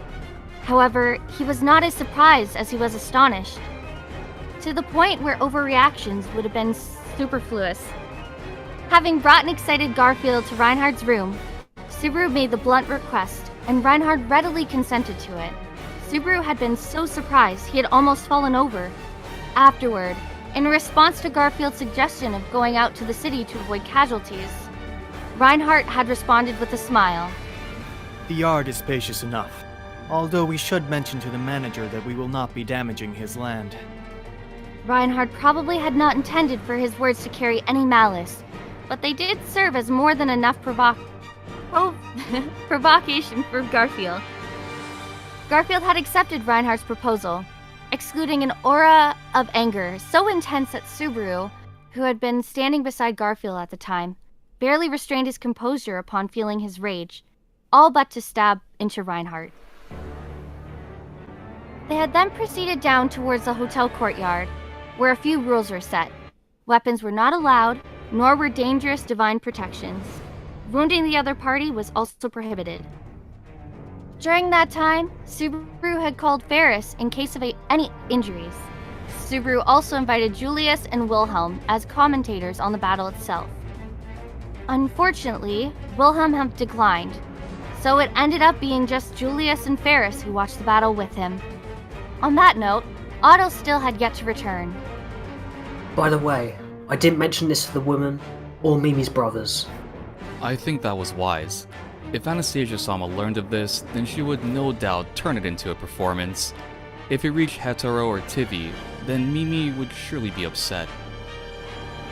Julius agreed with Subaru, as they surveyed the courtyard. Of course, with such an exciting battle taking place, people would inevitably become excited. A handful of spectators gathering was something that Garfield had surely considered from the very beginning of the match. Rather than regret a poor performance for being unable to go all out, he had wanted the fight to be taken somewhere where his real skill would be all that mattered. The hotel courtyard was spacious, and the scenery could be appreciated, but if it were to serve as the setting for a fierce battle, then it was not spacious enough, and Reinhard had also raised the condition of no damage to the environment. The setting had been chosen to push Garfield to either be considerate or regret being overtaken by anger, as a boy naturally would. What results would come of this? Hey, Julius? Can I ask you one question? You can ask me more than one if you prefer, but whether or not I will answer is another story. Don't say such ambiguous things. Ah, this is why I hate you.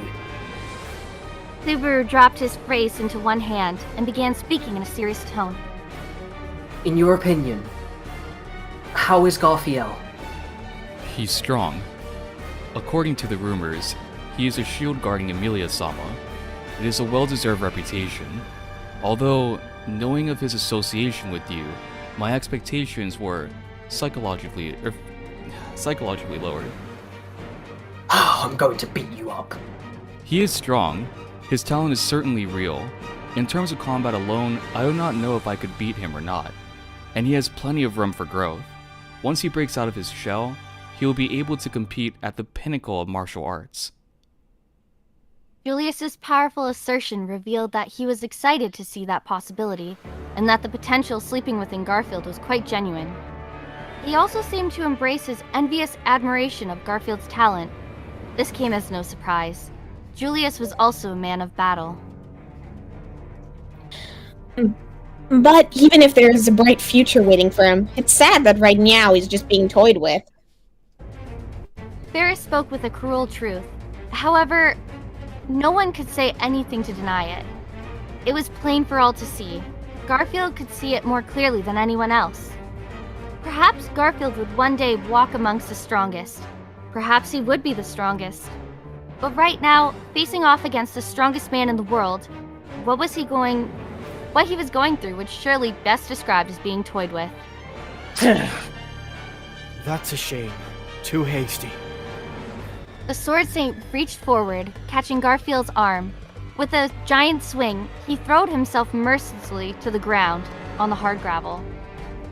A cloud of dust surrounded him, knocking the wind out of Garfield. He quickly attempted to get back on his feet, only to find Reinhard's hand on his forehead, leaving Garfield motionless before drawing a sigh. I lost. Even before being scrutinized by the others, he admitted defeat. The ability to make that admission almost likely indicated that Garfield was still maintaining his sense of self-esteem, even if barely. Subaru hoped that it would serve some small comfort to him, at the very least. Garfield did not appear for dinner that night. Why'd you go off by yourselves and hide such an interesting thing from us? Anastasia glared at the men as she voiced her bitter complaints upon meeting them in the tatami room. Rather than being dressed in her usual white fur, she was wearing a yukata, her purple hair dripping with water. Her white skin was slightly reddish, and there was a faint scent that did not match her childlike appearance. I think it is different from the way you're phrasing it, but I specifically did not via Anastasia-sama since you seem to be having friendly conversations with the other candidates. Julius met her straightforward words with a bitter smile and a bow, then sitting beside her. The men had finished clearing the courtyard after the contest and had only just returned. Hearing that remark, a mischievous smile appeared on Anastasia's lovely face. Ah, my knight seems to be speaking some rather sophisticated sophistry. We can't connect everything to money, can we? But my Kararagi spirit, who likes a little noise, is still a little upset. The spirit of our strongest shield hurts more. So, let's not bring it up again. He'll be fine after a night of having his head in sorrow. But, until then, please let him recover in peace. Following what Anastasia had said, Subaru made his request out of concern for his emotionally troubled honorary little brother. Everyone present nodded in assent. However... Anyway, is that what happened? The merciless knight here doesn't know how to be nice to opponents and the like. Sorry about that, Oni-chan. After hearing about the incident, Felt gave Subaru a crooked-toothed laugh as she fiercely pounded Reinhard's shoulder repeatedly. The red-haired knight sitting next to her with a wry smile. Felt-sama, speaking like that will lead to misunderstandings. I did not exert any undue pressure in the battle just now, and I myself was at risk several times. Both my body and mind were enriched from that experience. Not at all convincing how scared Gaston and others are of you. Did you really have to freak them out so much that when we first met? No matter who I face, I cannot afford to be arrogant. If I become too overconfident in my ability, it will result in my failure. Faced with Reinhard's resolute determination, Felt gave a disheartened sigh. Although their dialogue reflected the nature of their shifty transition to proper master and subordinate status, Reinhard's words were of greater concern to Subaru. Having witnessed the battle in the courtyard, he clearly saw the root of Garfield's concern. In brief epiphany, he realized that Reinhard's words contained no irony or hypocrisy. Reinhard was merely saying what he believed to be true. Although the speech might sound sarcastic, the authenticity of his words seemed to prevent anyone from thinking so. Perhaps that was his most dangerous ability. Speaking of which, Felt-sama, about that outfit. Is it? You complaining? I was taking a bath with others, and everyone changed into this, so I did too. It's embarrassing, it's disappointing. Is that what you want to tell me? Not at all. I just wanted to tell you that it suits you well. Annoying! Those sweet words from the respected, revered, and most powerful knight. Countless women would be incredibly envious of the beautiful bouquet of words that Felt had swatted away by expressing her frustration. The way she wore her bathrobe also suggested that she was someone who was a little rough around the edges. As Anastasia had said earlier, the women had been in the bathhouse while the match between Garfield and Reinhard had been going on outside. For that reason, all the women attending dinner were in yukatas. Not only Anastasia and Felt, but also Mimi, Karush, Amelia, and even Beatrice were all dressed in bathrobes. Beheko, you unexpectedly took a bath? After Subaru left Betty alone in the hotel, I was captured by Amelia, in fact. She forced Betty to go, I suppose.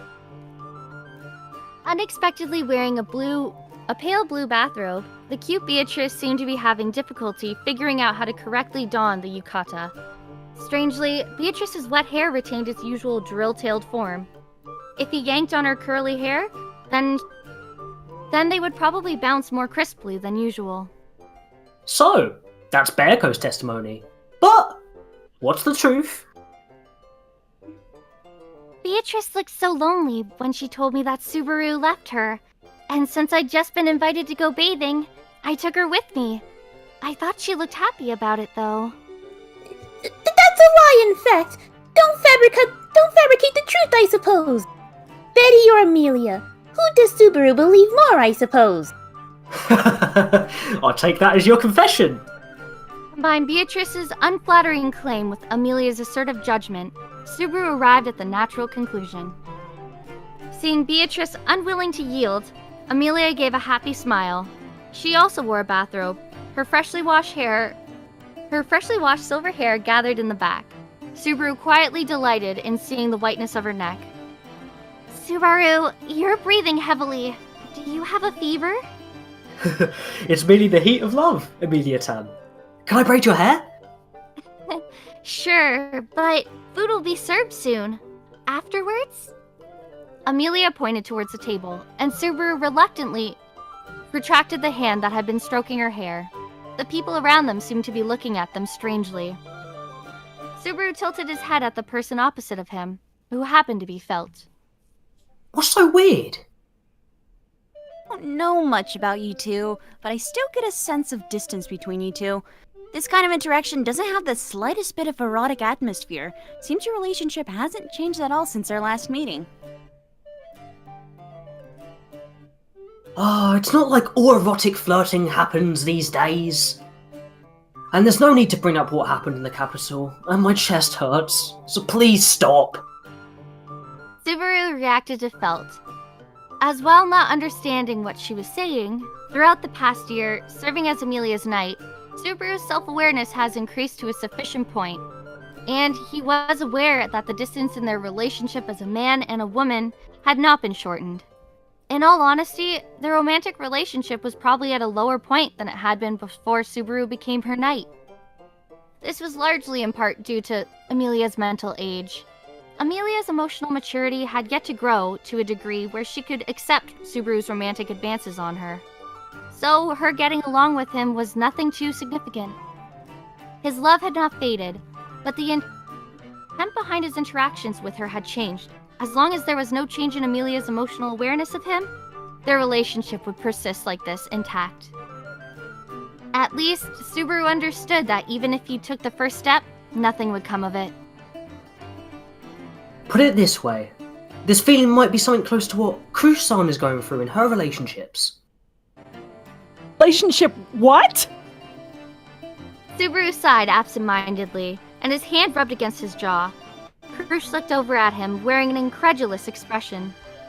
Of course, she had bathed with the women, so she had also been dressed in a yukata. The chest that her former men's clothing had hidden was emphasized by a thin bathrobe. Without her inspiring aura, Krush's face had been both beautiful and innocent.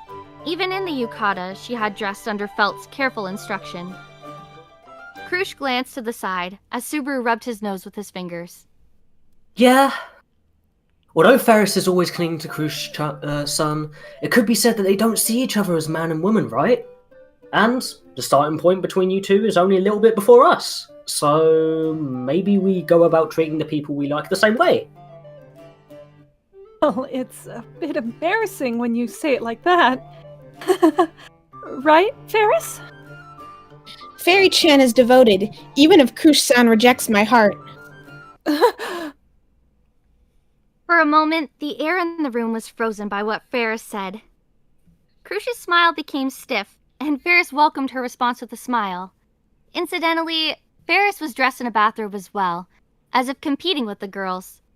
Anyway, now was not the time to dwell on that. I'm so sorry for revealing the secret that I dug up. Alright, I guess it's time to eat. Hey, after digging Mom like that! Subaru tried to redirect the topic toward food, an idea which was immediately rejected by Krush's teary eyes. That was really an unexploded bomb he had dug up, and one Subaru had not been expecting to have encountered. As Subaru wandered, his eyes across the room, wondering what to do.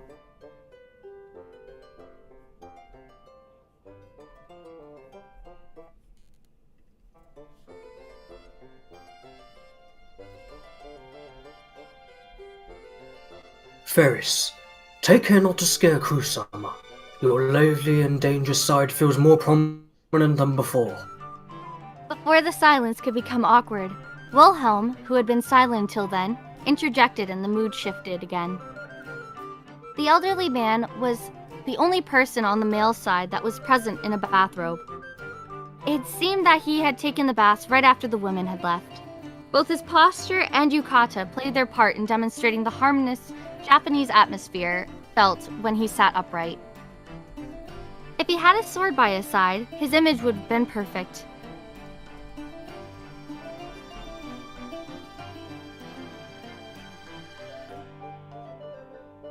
Fairy-chan. Oh, sorry. What? Why would Will G say that? A respectful love, a treasured love, a romantic love. Love is often taken for granted. Incurring confusion for the purpose of hiding your feelings is unpleasant for innocent hearts. Should I not speak harshly about this? Ha, yeah, don't say it like that. That's a bit much. Listening to Wilhelm's heavy sermon, Ferris muttered in a low voice, demonstrating his surrender, and snuggled up against Krush's shoulder. It's okay. It was obviously a joke, so don't be so on edge. If Fairy-chan were really to upset Krush-sama, it'd be a huge problem. That's right, isn't it? I was a little scared since I was unused to it. But I appear to have misunderstood Ferris's thoughts because I cannot use my divine protection to its fullest right now. Not at all. Bruce sighed in relief, and a fleeting emotion flashed through Ferris's eyes as he watched her, leaving Subaru feeling uneasy. That complex emotion was something that he could not easily reveal. During this year, Ferris had been the one who had to deal with his master's amnesia. During that time, he must have tried his best, but still felt anxious and guilty, just like Subaru. Even so, his master, lacking the foundation of her memory, had needed to rely on him, and so he could not show any confusion. The preparations for dinner have been completed. It will be served. Does anyone mind? As the conversation came to an end, the timing on behalf of the hotel staff was perfect. Joshua, who had been sitting without presence in a corner until then, gave permission to have a steady flow of food brought up by the manager. Everyone watched as their meal was arranged on a long table, their gazes colored with wonder. However, Subaru's surprise came from a different vector than the others. Amelia and the others were surprised by the variety of dishes, many of which they had never seen before, while Subaru was surprised by the sight of familiar dishes. Since there was no sea in this world, it had been nearly impossible to find such a dish, but Subaru immediately fixed his attention on the sashimi dish before him. This. May I eat it as it is? I guess you're not accustomed to it, since you'd never experienced this kind of dish without living next to water. The Water Plumage Pavilion's actually famous for this. Sashimi was not the only thing Subaru recognized. There was a variety of Japanese dishes placed together on the table. In the midst of all the confusion, Anastasia began to bring her food to her mouth, and Subaru took that as a cue to start. He immediately went for the fancy sashimi and soy sauce. Amelia and Beatrice, seated beside him, both issued in concerns about a species of parasite arose as he swallowed, but taking into account of the class of hotel and the host, it was hardly a plausible worry. Instead, Subaru simply focused on enjoying the taste. Delicious. Oh, it's been so long since I've had sashimi. Oh. It's delicious? It's not even a matter of delicious or not. Since this is simply a proper delicacy. Oh, it's probably due to its freshness, but it probably makes the top of my list. If there's any sushi vinegar and rice here, I could show you guys how proper Tokyo-style sushi is made. Sorry, I don't understand what you're saying. But you're right, it's delicious. Partially listening to Subaru's train-like speech, Amelia imitated him and dipped the sashimi into the soy sauce. As she tasted it, her amethyst eyes widened and she gripped her hands excitedly, exclaiming, Looking at the honest reaction of that master and servant duo, the others also began to taste the food. Anastasia, who was dissatisfied for having been deprived of her share, relaxed her gaze as she watched Subaru and Amelia's honest and pure reactions, muttering to herself, It's hopeless. Despite some people having missed the dinner, and despite having some anxieties that were present, the participants were able to enjoy themselves in relaxation. On this night, with its bright moon, the compassionate and forgiving world allowed for this peace. And that is the end of Chapter 13. We do have a light novel image unlocked. I'm going to send it in the chat here so you guys can see it in this call. Achievement unlocked! Achievement unlocked. You slay fox, And- saying compassionate and forgiving world. By ours. If Soup is still in this, in the live stream, Soup Vivo, he's the person who colored this illustration. So, big ups to him. Let's throw it up for everybody to see.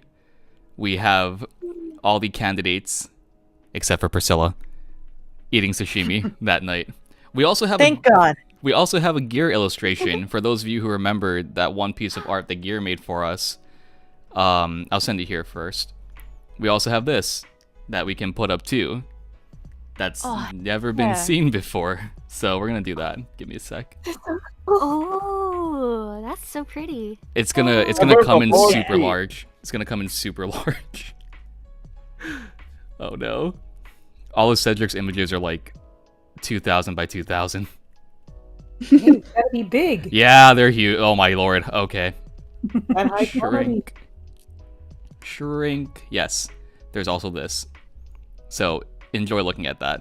A little bit of Garf versus Ryan action that I was supposed to use for a thumbnail a long time ago, but I didn't.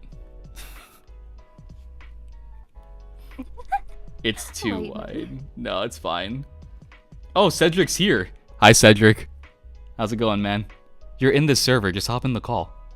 Hi, Cedric. No, guys, we lied to you. This is actually just a screenshot from the Arc 5 anime. We are White Fox. Arc 5 anime for real. We are White Fox now. Actually, we're all secretly Ufotable employees. Yeah. No, you can't say that. That's too much. I wish. That's fire. Yeah, dude, it's a thumbnail for the next Arc 5 archives. I'm pretty sure. I just have to put text on it and not make it look disgusting. Cedric saying no. Bro, what you got to be scared about? This literally just looks like a screenshot from the anime. It does. When I saw it. I'm gonna leave the combo to you guys really quick. I need to go use a little Knight's room. I'll be back. Have fun with that. Can we just discuss Can we just say how horny Subaru was at Amelia's hair? Yeah, that was, heavily breathing. I will note that before I Makes get sense. Nah, some things never change.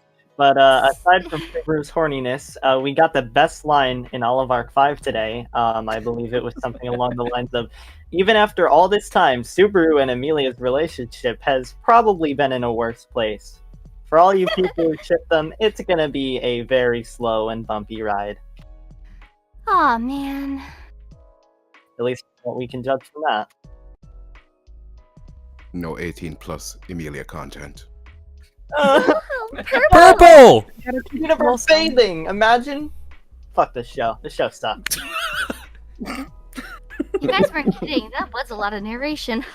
Yeah, I saw the 3 pages straight and I put narration goes burr in the chat.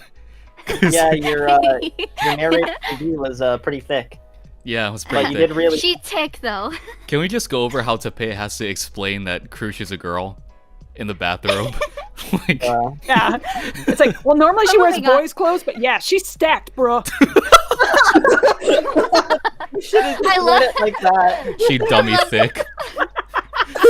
I didn't realize that when I was reading it, so when it was like anyways, moving on, I was trying really hard not to like piss myself laughing. Before we go any further, Ally, I think you have to head out, right? Yeah, I do have to go. Thank you for coming, Ally. Anastasia, Hoshin, everyone. Thank you. Thanks, everyone. Bye. Okay, The queen. Tealdi, didn't you say you had to go too? Yeah, I've got to get stuff packed up for the moving truck, so Good luck. that's like all Good next luck, week. TLD. So All right, everybody's leaving. Kanda's taking over the show. Every single character. I'd rather delete my channel. Aldi. Have a good one, Bye, Tealdi. guys. Take care. You too. Bye. Bye. Eventually, everyone will leave in between chapters, and it's just gonna be back to me and Wolf. It's gonna happen. Yeah, back like the good old days. Speaking of which, little Knight's room. Where is my $19? No, it's gonna be you, Wolf, and Kanda doing every other voice. Hold on. Purple, do you mind if we just see if you can?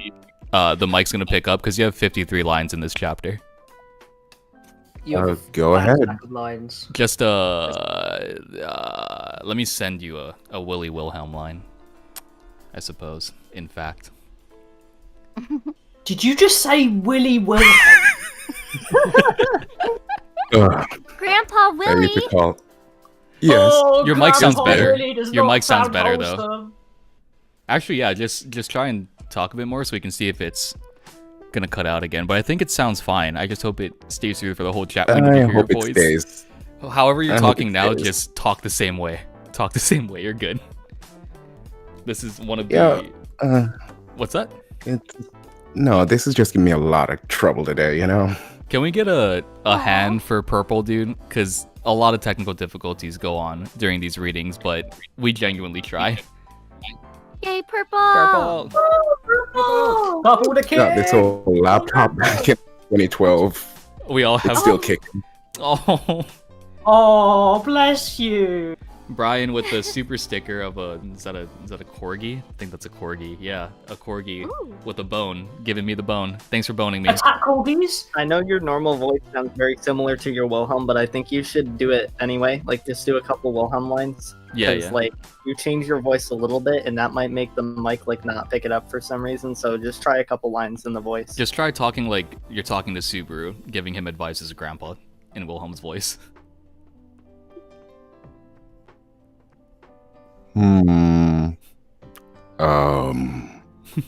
Nah, I don't have any advice for you, son. Wear protection. What? What? I don't think it's a matter of his. I don't think a matter of his tone. I think it's just a connection issue because the bot's running right now, but I think we should be all right. All right. If it starts direct connection to the router as well. We'll cut. If it starts getting out bad, we'll just have Wolf. No. Well, we can do this. Are there any chapter breaks in this reading? Because I really don't want to. What we can do is we can just put a slight pause. Chapter, right? Yes, we are correct. I think we should be okay. Who's narrating this? Is it Pat? Yep. Oh, so we have... Anyway, I'll be right back. No worries. We have grandson and grandfather tag teaming. Got another super sticker with Fuck that bullshit. Tag teaming with protection? Ozd, welcome to the Royal Guards. Mrs. Escalade? Thanks for $3. I'm so dyslexic. The sun's not up yet, guys. Well, that sucks for you, doesn't it? Oh yeah, EST must be great. I'm in PST. I'm loving it over here. In yeah, GMT, you make me get up baby. at 6 a.m. Eating cereal at CST. I suppose. I was very late, and it was 10. Why did for me. Uchaki put Liliana in Morse code? I think people were starting to become a bit too obsessed with Wolfiana. Her name should not be said. No, Uchaki, that's not a spoiler. He's already voiced Liliana. Also, I'm disappointed I could read that. Yeah, how do you know Morse code? Were you middle of World War II? You know, me and Wolf go way back. You know, to Vietnam. Yeah.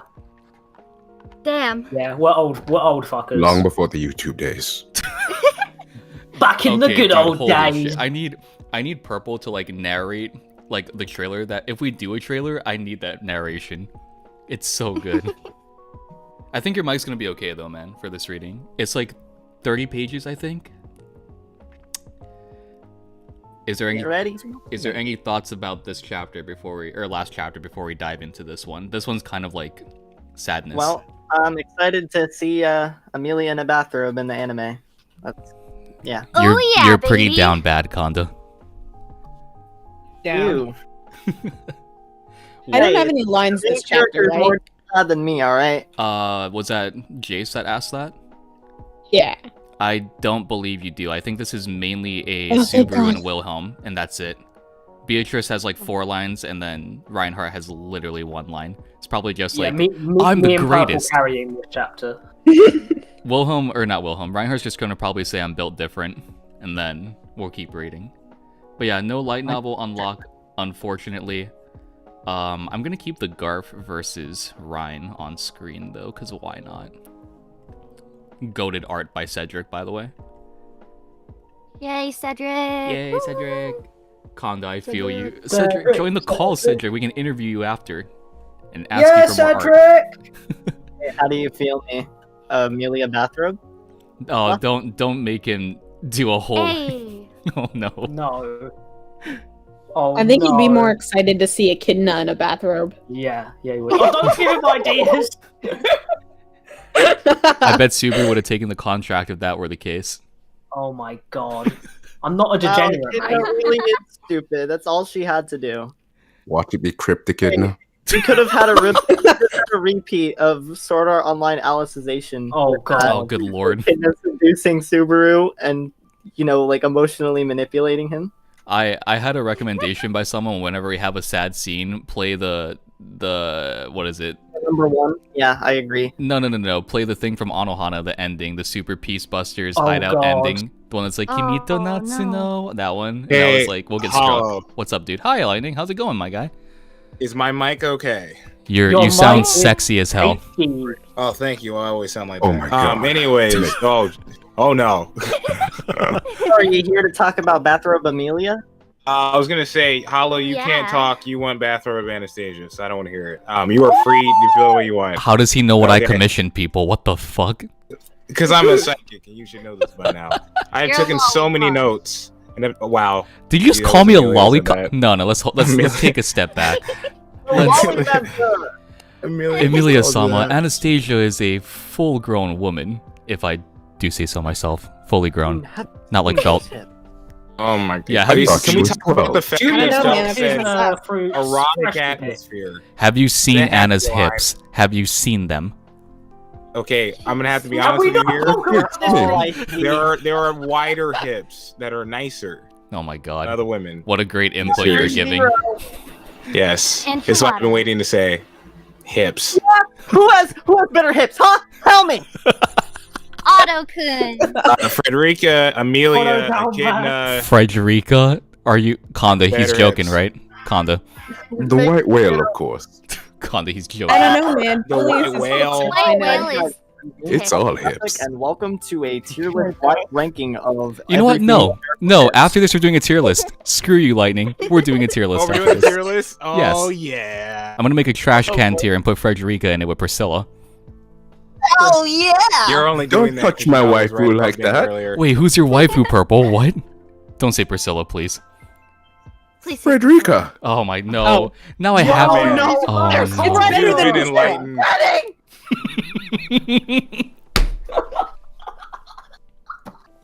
Kanda, I almost spat out my coffee onto my computer. Yes, kill his back! Kill his back! Kill his back!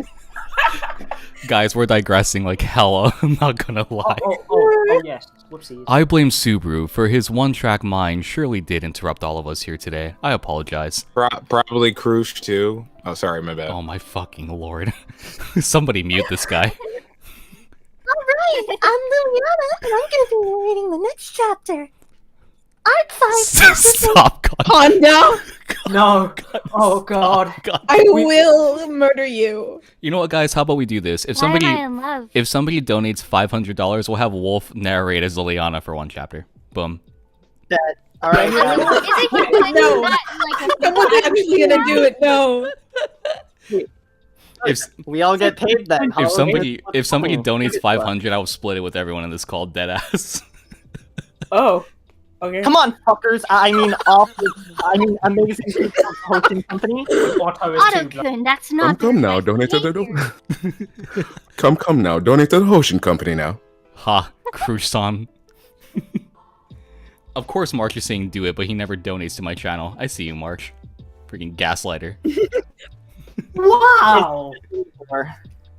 If It literally worked for you, bro. What are you Oh, saying? dude, what if I make you narrate chapter 17, so you have to be Subaru and Liliana narrating?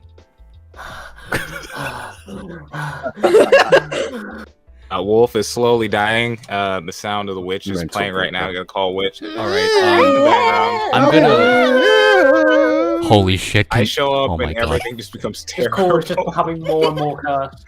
Guys, how is it that our earliest stream is our most lively one? What's happening? Are you guys okay? Misery. I was up at like 6. Then I was waiting. Then I was waiting. Does things to you. The nosebleeds. We should play some Quiplash after this. Yeah. Yeah. Yeah, number is that? 1 victory royale. Yeah. Get down. I can't hear the regular song now without thinking about that song. Just got down. Now we're heading Kanda. Now we're in street. I like how Kanda can digress to like a 2-year-old child and also probably voice Rom. Fortnite today. Shut up, Barielle. Oh my god. That Multiple. was a weak impression, I suppose. Yo, I don't you know think why I went to 500 be for the rating. All right. I will do a cover of that song as Liliana if you get 5,000, baby.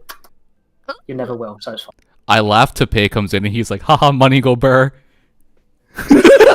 Money go Yes, Money excellent over. words to pay. You just see a bunch of like katakana, hiragana, and kanji pop up from him, and it's asking how much is 5,000 USD in yen. Shake my head. I would actually have a seizure and die on screen.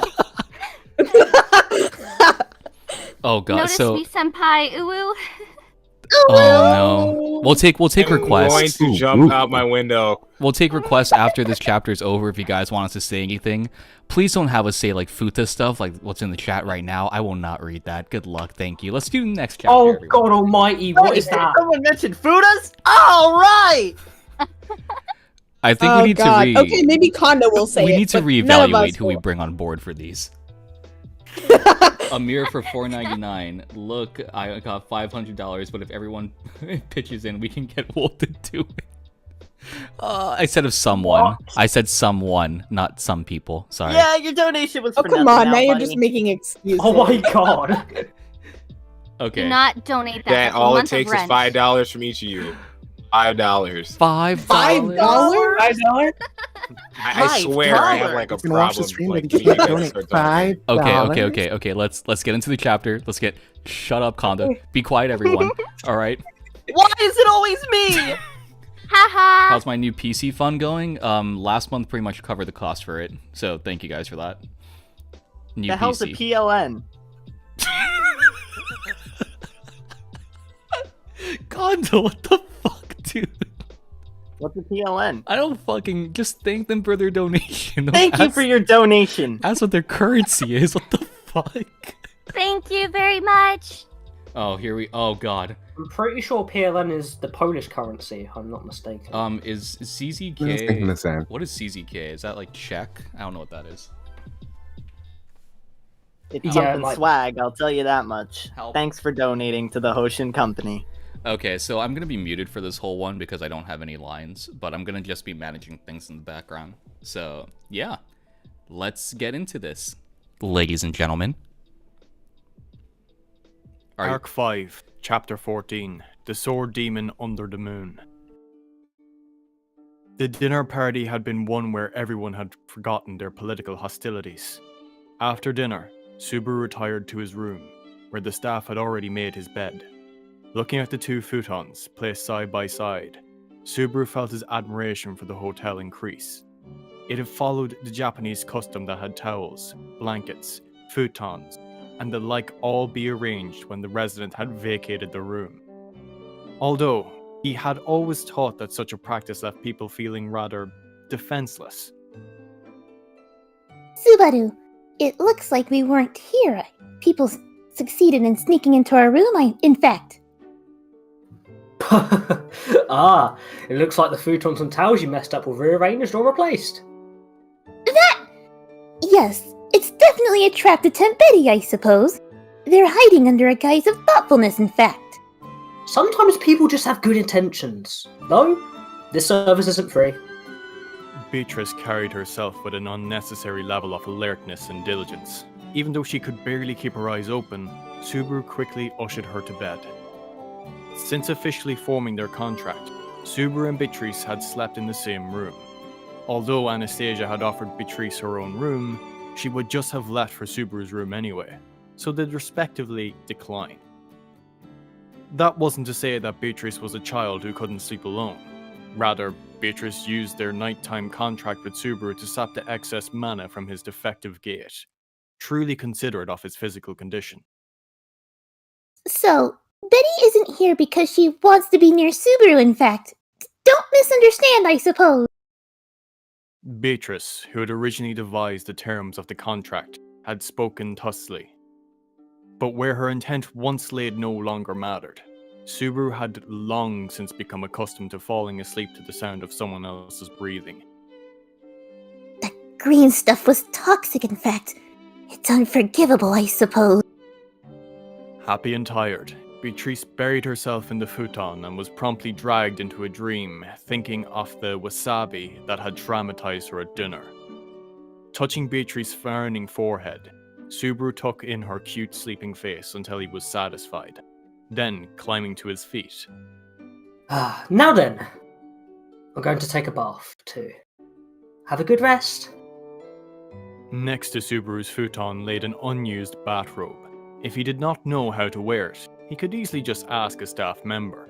But of course, Subaru had no issue figuring out the garment, and could wear both kimonos and yukatas properly. If asked why, he would answer that it was because he got bored during his spare time in his original world. If Ferris and Anastasia aren't there, I could also go decorate one of the women's bathrobes. He of course wanted to see out Amelia's bathrobe. The other royal selection candidates were all lovely maidens, but if Subaru could tailor Amelia's clothing and dress her up, then he could ensure she would never be inferior to them in the slightest. Well, it can't be helped. I guess I'll be satisfied that I got to do Amelia's free braids after dinner. Although she had let her hair down before bed, they had launched a free braids wave as they came undone, just as Subaru had planned. Naturally long, wavy hair like Anastasia's was also beautiful, but Subaru considered Amelia's long silver hair the most eye-catching. The free braids and free braid wave are lovely. Amelia is definitely a shrewd woman. Oh, I could never do such a thing with Beatrice. Beatrice's hair inexplicably never left its twin-tailed drills. It was probably because she was an artificial spirit. Changing her hairstyle was possible, but it always reverted to its original form as soon as Subaru's hands left her hair. It was so fascinating that a number of times. While looking forward to the next morning, Subaru collected his bathrobe and left for the baths, treading carefully on the wooden floor to not wake Beatrice. Thinking of the people whom he shared the hotel with, Subaru did not feel the need to be alert. He rather pitied anyone who would dare to launch any type of scheme. Although I doubt that anything will happen, I will know if anything is amiss. I hope that everyone can spend the night peacefully. Those were Reinhardt's reassuring words as they had left the dining room. The sense of safety was not just limited to the hotel. It extended to the entire region. Knowing Reinhardt, even feeling safe in the entire city would not be a stretch. So for now, Subaru could wander the hotel without taking any precautions, although it was regrettable that the hotel lacked an open-air bath. Subaru was still excited because he found bathing the most enjoyable part of any hotel stay.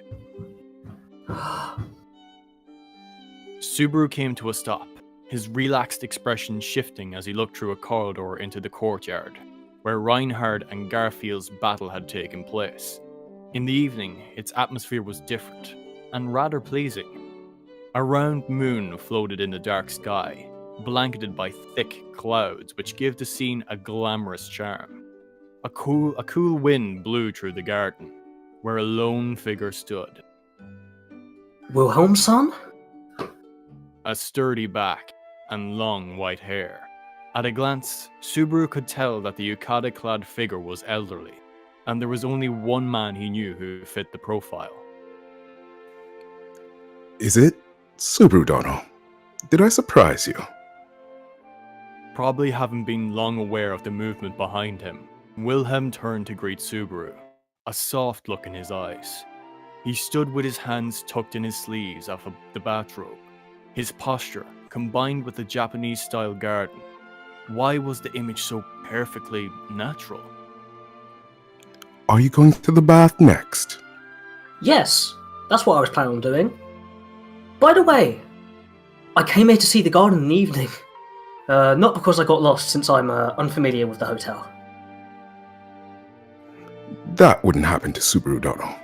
I came here to indulge in the beauty of the garden, so I believe that I can understand Subaru Dono's mood. It's still embarrassing being spoken of so highly. Subaru turned away, scratching his cheek in embarrassment, as Wilhelm, without any trace of exaggeration, spoke of him with unflinching trust. Wilhelm was the person Subaru had grown to respect the most since coming to this world. There were people who he wanted to stand alongside, and people who he wanted to compete with. But the only person who Subaru looked at with nothing but respect was Wilhelm. But both as a person and as a man, Wilhelm was Subaru's role model. Subaru Dono probably came searching for the peace and psalmody of the garden at night. My presence here must be frustrating. Not at all! Rather, seeing the sword demon in this windy garden is so perfect that I want to forever engrave this image in my heart. I like seeing people who shine in the moonlight. As far as Subaru was concerned, Emilia's beauty was undoubtedly the most consummate with that of the moonlight night. Her long silver hair was different from the glow of the sun. Emilia's beauty was like the illusion of the moonlight, and Subaru wanted to be the stars hovering around the moon. So, seeing the sword demon standing under a moonlight night was a sight that Subaru had been longing to see. Subaru Dono shouldn't waste such heartfelt words on an old man like me. If you whispered them to the woman you loved, you would surely capture her heart. Putting on those airs would just be an insecticide to all the lovely butterflies I've attracted. And, at the moment, those words are completely incomprehensible to the one whose heart I want to reach the most. Trying to bring out her flawless smile, searching for the perfect words. That anxious feeling is one of the pleasures of love, Subaru Dono. Hearing Wilhelm's light tone, Subaru gave a relaxed shrug of his shoulders. Oh, you seem to be referencing your faraway love story. Did you ever go through that, Wilhelm-san? Would you like to hear it? Be sure to tell me every detail. Subaru gave a ceremonious, respectful bow, and Wilhelm's attitude was tinged with a look of joy as he said, When I was a young man, I'm just as terrible at words as I am now. I never wanted to discuss anything other than the sword, since I had no interest aside from swordplay. I must have bored my wife to no end when we first met. But your wife didn't dislike talking to that Wilhelm-san, right? She was an open-minded woman. Whether it was the loss of a heavy responsibility, which burdened her heart, or escaping a duty, neglecting the thoughts of others, we never discussed any of those in our conversations. She was born a gentle, warm person. It was probably because of that innate kindness that she kept exchanging words with me. Wilhelm closed his eyes with a wistful smile. Subaru bent slightly over the corridor, listening to the old man's memories.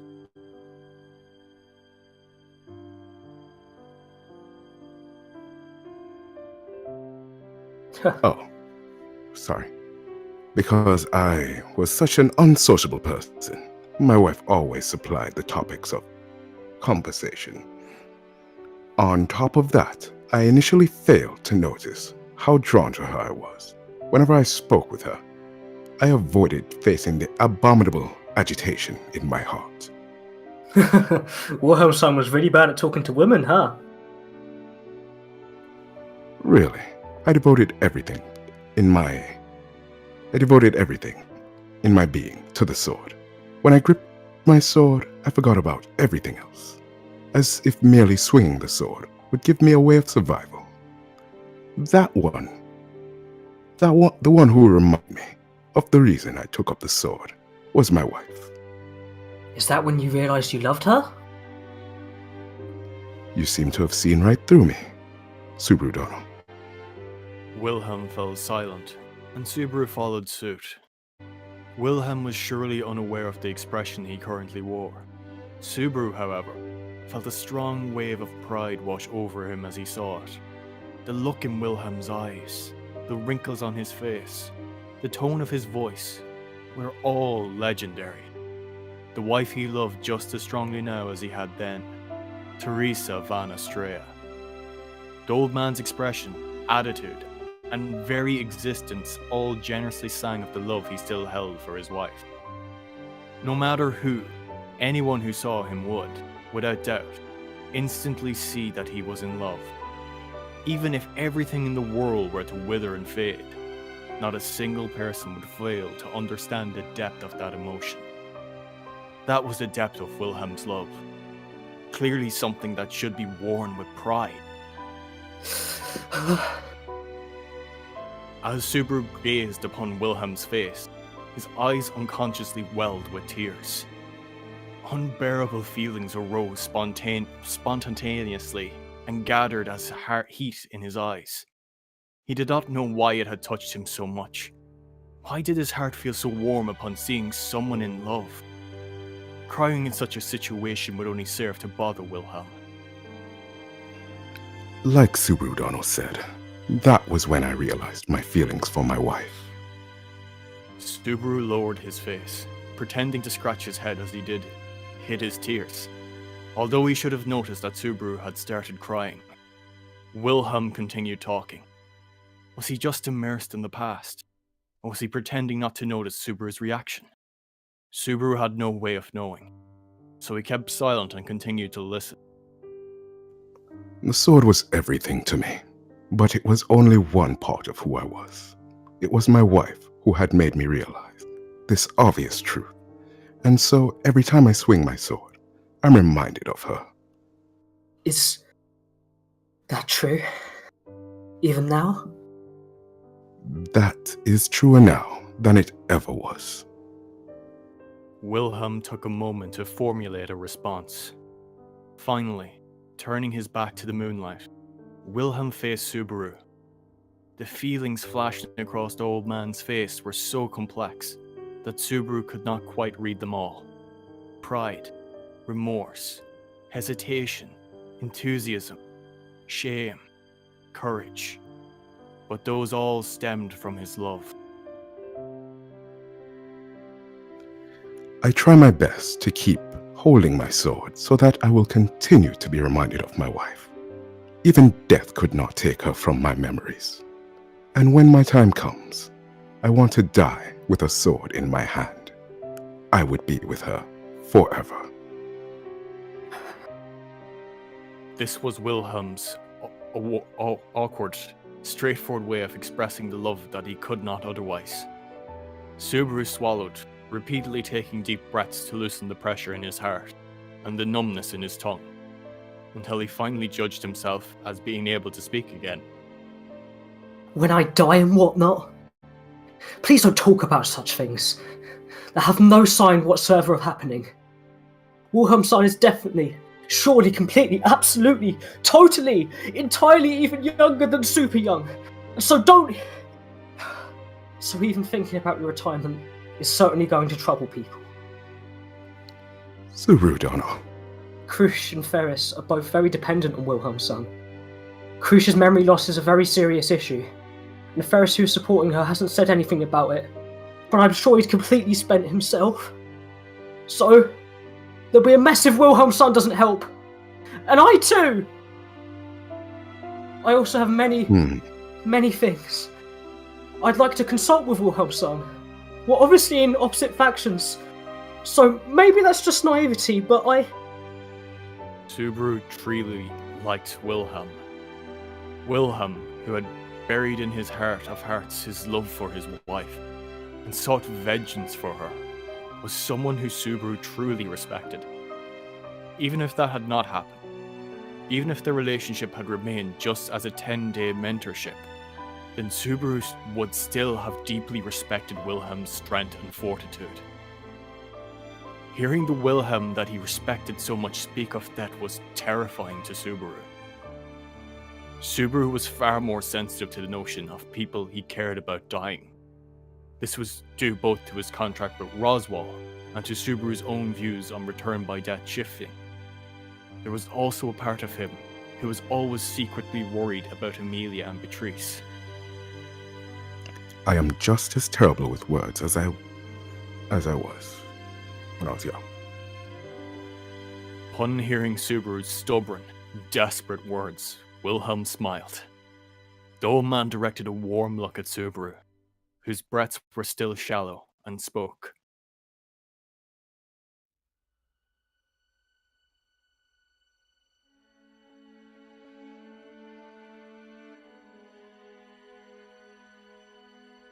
My bad. Oh. It was terrible of me to have you worry so much. Despite my earlier words, I'm not always thinking of death. Although it's an inevitable truth, I've struggled through the hardest challenges already. Oh. Subaru relaxed slightly as he came to a realization. Wilhelm was speaking of the battle with the White Whale. Wilhelm had been prepared to fight his fated enemy even at the cost of his life. At that time, surely, he had been prepared for the possibility of dying in battle. But, in the end, he had prevailed, and... I think I'm in good condition.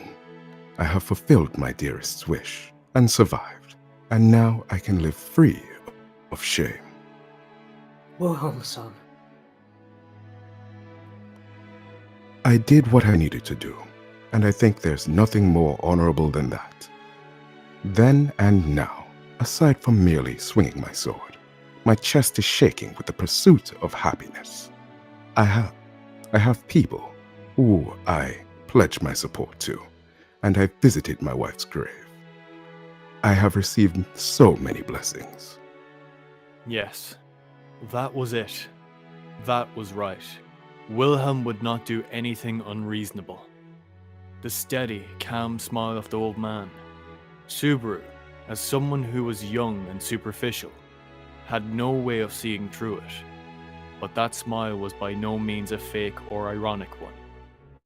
Wilhelm was not unreasonable, and even in the unlikely event that this was the case, he would not have spilled a long-held burden to Subaru.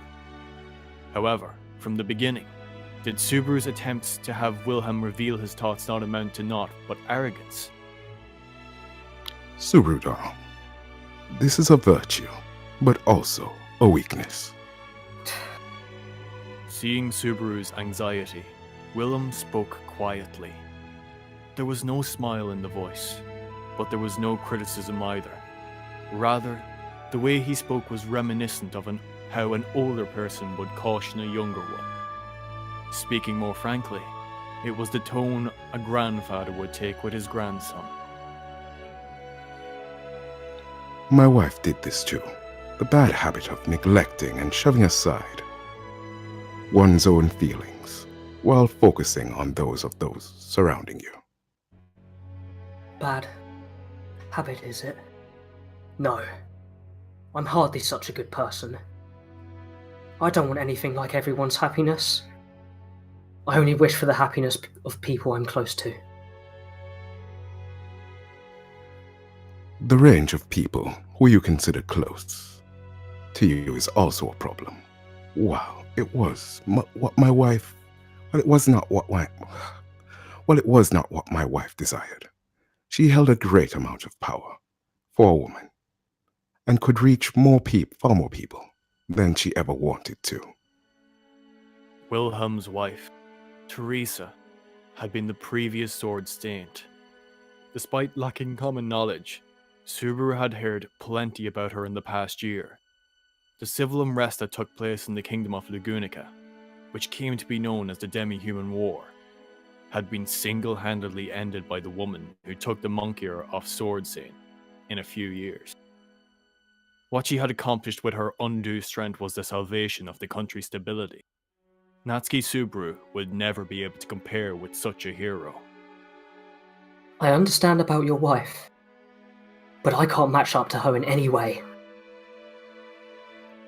In peace times, my wife was just an ordinary woman who admired flowers.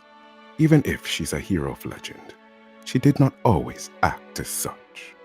And Subaru-dono, your reputation is good, and your influence is wide. In the future, your range will surely increase, and you will be able to do more and more. This kind of thing. I am convinced that Subaru-dono is a person who will surely accomplish what he cannot do. Will accomplish what he cannot achieve alone by gathering those who likewise cannot achieve in it by their lonesome. speechless. Wilhelm had overestimated him by so much, and that had struck Subaru speechless. That he was someone who could do such great things. Could Subaru really believe this? He was fragile and weak. His intellect was lacking, and his ideas were often poor and baseless, because he was a person who could not do anything by himself. All he could ever do was rely on others to solve his problems. That method would surely show its flaws one day. For now, he was barely struggling along, but eventually he could certainly face failure. When that time inevitably arrived, Subaru had so many people to disappoint. I apologize for bringing up the same things. It must trouble you to hear them over and over, relentlessly. Wilhelm, son. There may not be many people conscious of it, but it is something that everyone will come to understand one day. I'm just an immature little child who's clumsy at everything I do. Well, this immature child, who's clumsy at everything he does, is one I'm very fond of. After a moment, Wilhelm nodded in satisfaction. And the people who think like this will surely increase from now on. As if deeply touched by Wilhelm's words, Subaru again felt silent. Part of him was overwhelmed and wanted to cast the notion from his mind. However, because the idea had come from none other than Wilhelm, Subaru could not give it up so easily. In the depths of his heart, he could not believe in himself to that extent, but he also could not discard Wilhelm's belief in him. Subaru decided to keep the feelings he had felt within him until he had fully digested them. He was very conscious of his own defects, so any feelings, encouragement, or words he had decided to carry with him. And that was how he decided to treat Wilhelm's words. Subaru, who was desperately but resolutely sorting his feelings out, failed to notice Wilhelm's tender gaze. I spoke too much and kept you here for so long. My apologies. Estimating that Subaru was done grappling with himself, Wilhelm spoke up. Accepting it, Subaru judged that tonight's scene would end soon. Me too. I'm sorry for asking so much, but I really wanted to hear your love story with your wife. No, it's been a long time since I've had the pleasure of talking about my wife. Lately, both Kusama and Felix have been busy. In addition to hearing a love story, I've also got an insight into how another faction operates. I was just a bit excessively sentimental, listening to an old man like me ramble. Must have been incredibly boring. Wilhelm's blue eyes lit up with affection as he smiled lightly. Subaru did not notice the fleeting emotion and instead focused on what was just happening. Initially, Wilhelm had stood alone in the garden. He had told Subaru that he had come to appreciate the garden at night. The best location for enjoying the view of the garden was the corridor where Subaru was currently standing. In fact, standing where Wilhelm stood meant that much of the garden's moonlit landscape would be hidden. Of course, Subaru may very well have been overthinking, but if there were something else that would bring Wilhelm to the garden, then it would be... That's where Reinhard stood.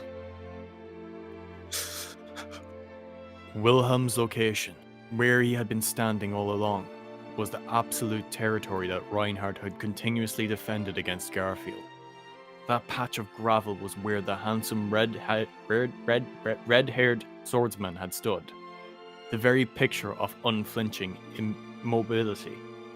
That Wilhelm had felt that sense of disturbance and then gone to confirm it would have been perfectly natural. However, only Wilhelm knew the reason that he had yet to leave that spot. Wilhelm, son. I don't want to nose into another family's affairs, and I've graduated from being the lively character who insists on hearing everything that's happened just to satisfy my own curiosity. But... feel free to ask. Do you not get along with Reinhard? Even though you're obviously family? The grandfather and grandson, and the complex relationship in the Astrea family. Even understanding that he may have been undermining the trust that he had built up between him and Wilhelm, Subaru still breached the subject. He might have chosen not to do so had he not just spoken with Wilhelm in the garden. He watched Wilhelm's profile, which overlooked his grandson's footsteps. After their exchange, how could he refrain from asking? While speaking with Subaru Dono, I thought of it.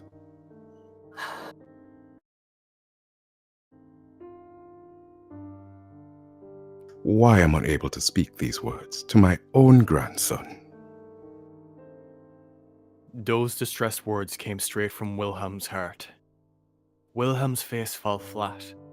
He was expressionless, but certainly not emotionless.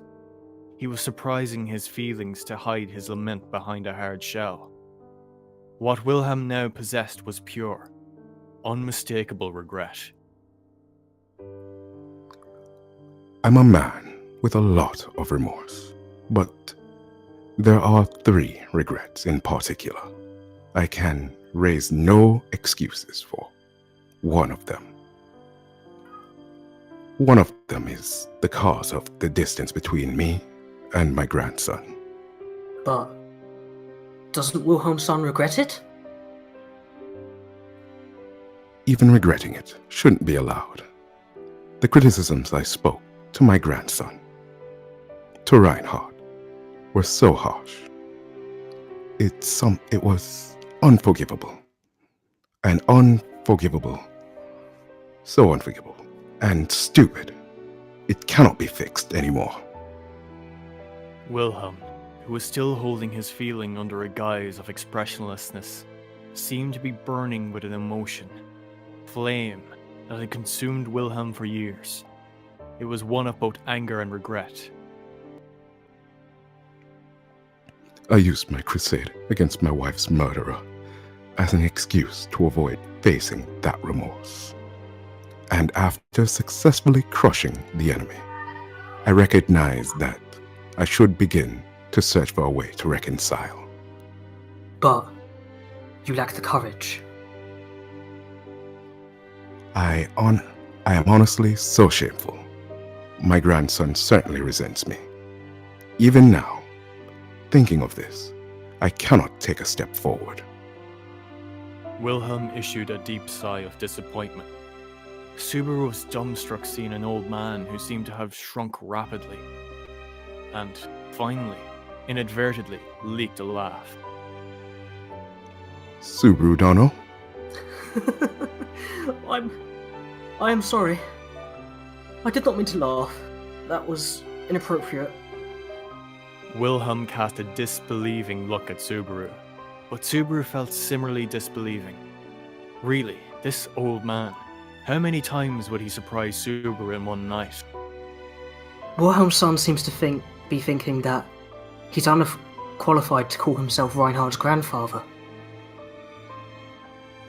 Yes, that is correct. To my grandson.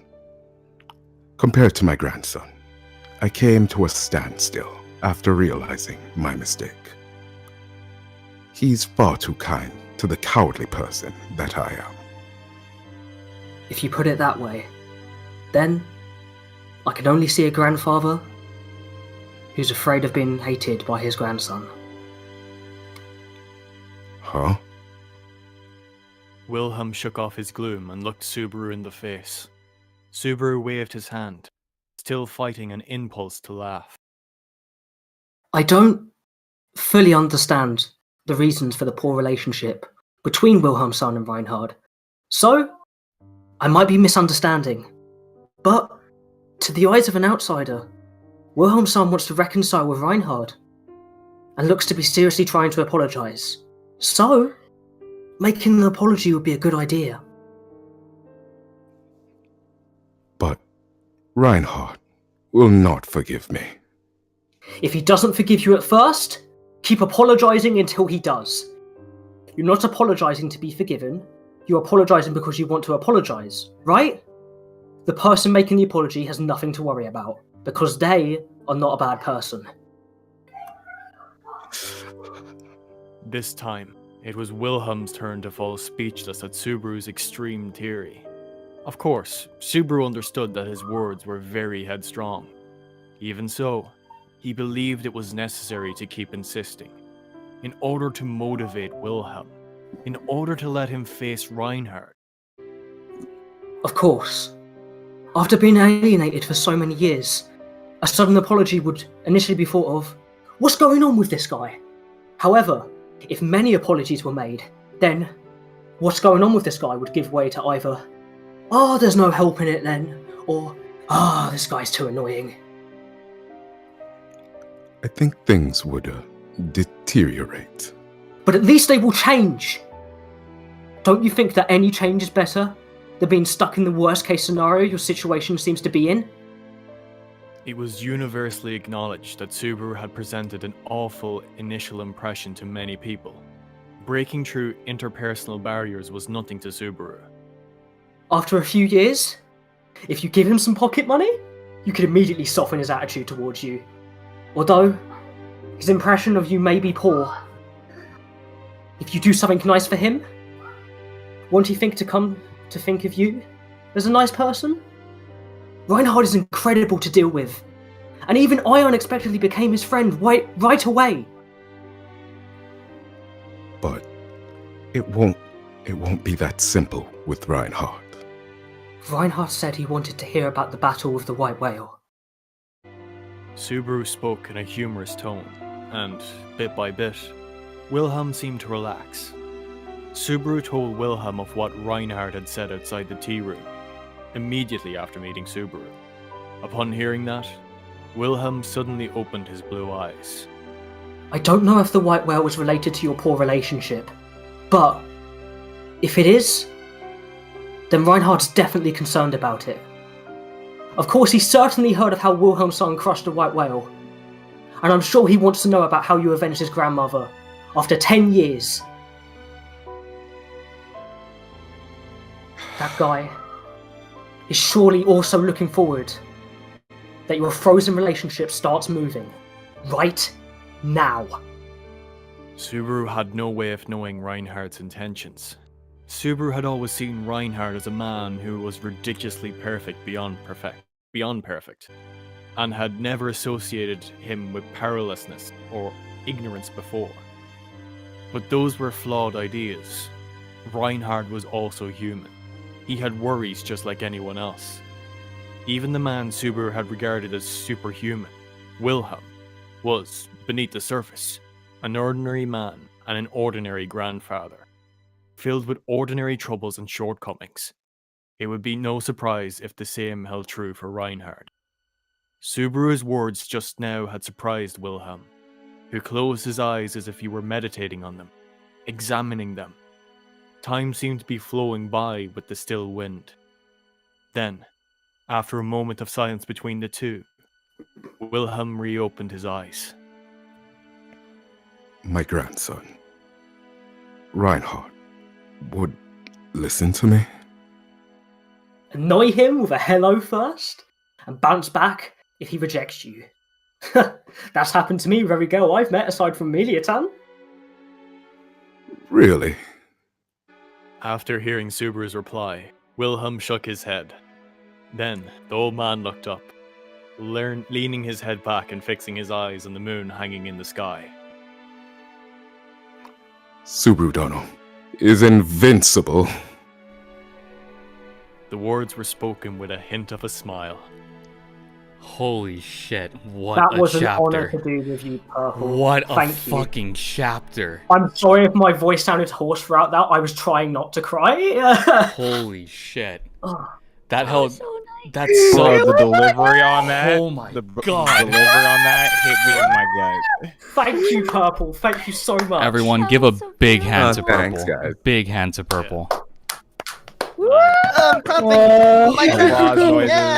I'm sorry for all the mistakes I made along the way, though. I didn't. No. So, it's does fine. anybody else think it's ironic that Ryan was voicing this or I narrating loved this? It was the perfect touch. Holy shit! Hey guys, I nearly cried. Oh my god, you're. I could hear you choking up. Good job, Pat. Good job, dude. I'm curious. Yeah, I My was voice trying to was cry a little bit there hoarse too. throughout all Can of we that. I can was we really get a hand? trying not to cry. Can we also get a hand for Jace for the amazing OST? Thank you, Jace. That Holy music really shit. helped me get. You into guys the have- tune. Amazing. You guys have no clue. Like last night when I was putting together the list of like songs to use, and I got to this chapter, I was like, "Holy shit!" I was so excited for this. Like honestly. This is a big Yeah, step up after from our hearing first that- reading. I mean, I've obviously, I've always been very passionate about this, but now that I hear that, I think it's like kind of required that like eventually Hollow and other editors go back and like fix all of the mic problems and stuff, because We need to. this has made me think that it can be I even more think immersive than perhaps- I thought.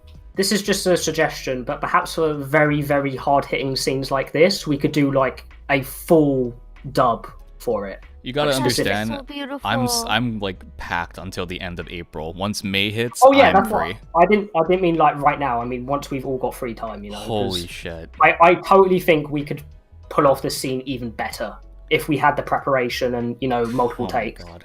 When you I was guys holding were it together until Pat started cracking, and I went, no. welcome to the Royal Guards, Shiro. Thanks for joining. I was literally I didn't even realize I started crying. I was just looking at the screen and my Yeah. glasses like started fogging and I was like, what the fuck is this?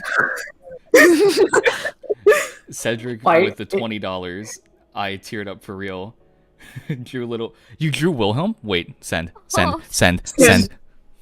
It's fucking perfect as well, because as Subaru started crying in story, my eyes started to tear up. I So heard was your like, siblings in the background and I was like, Wolf's gonna scream.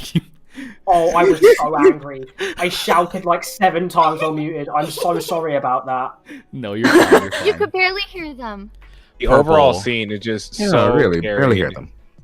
It wasn't that bad. It's so good, and then like seeing this kind of development out of Subaru right now, because he's being so mature. That's like the most amazing part of that too. The appreciation and the admiration there is just so It's great. one of- It's one of my favorite chapters, not just because I love Wilhelm Hold Subaru on. interactions, right? Let I me- love their relationship. Let me in the read what story. March said. Let me say this. I didn't cry at all when reading this chapter, but today, you guys, yes, all the VA cast, you guys did an amazing job, and my shirt is soaking wet now. Thank you. Aw. March. Blanc with the $10. Nice job, 10 out of 10. You guys are... Oh my god. For those of you who've read ahead, and this isn't spoiling if I just say a chapter name, Chapter 30 is gonna be intense. Chapter 30. Oh, God, yeah. Holy shit. Don't talk about it. Don't talk about it in chat. Just know it's gonna be intense. God, this is probably, it might actually be my favorite chapter in Arc 5. I love the interactions with Subaru and Wilhelm whenever they come up, but this one hits home so hard. And I love how it's essentially just Wilhelm and Subaru solving each other's problems for each other. Mm-hmm. Wilhelm just outright tells Subaru, you need to have more confidence in yourself. And Which Subaru is still struggling with. He still has very low self-worth. in chapter 17, it's gonna be expanding even more on this. So it's Yes, like it's a yeah. double barrage on Subaru. We just finished chapter Yeah. 14.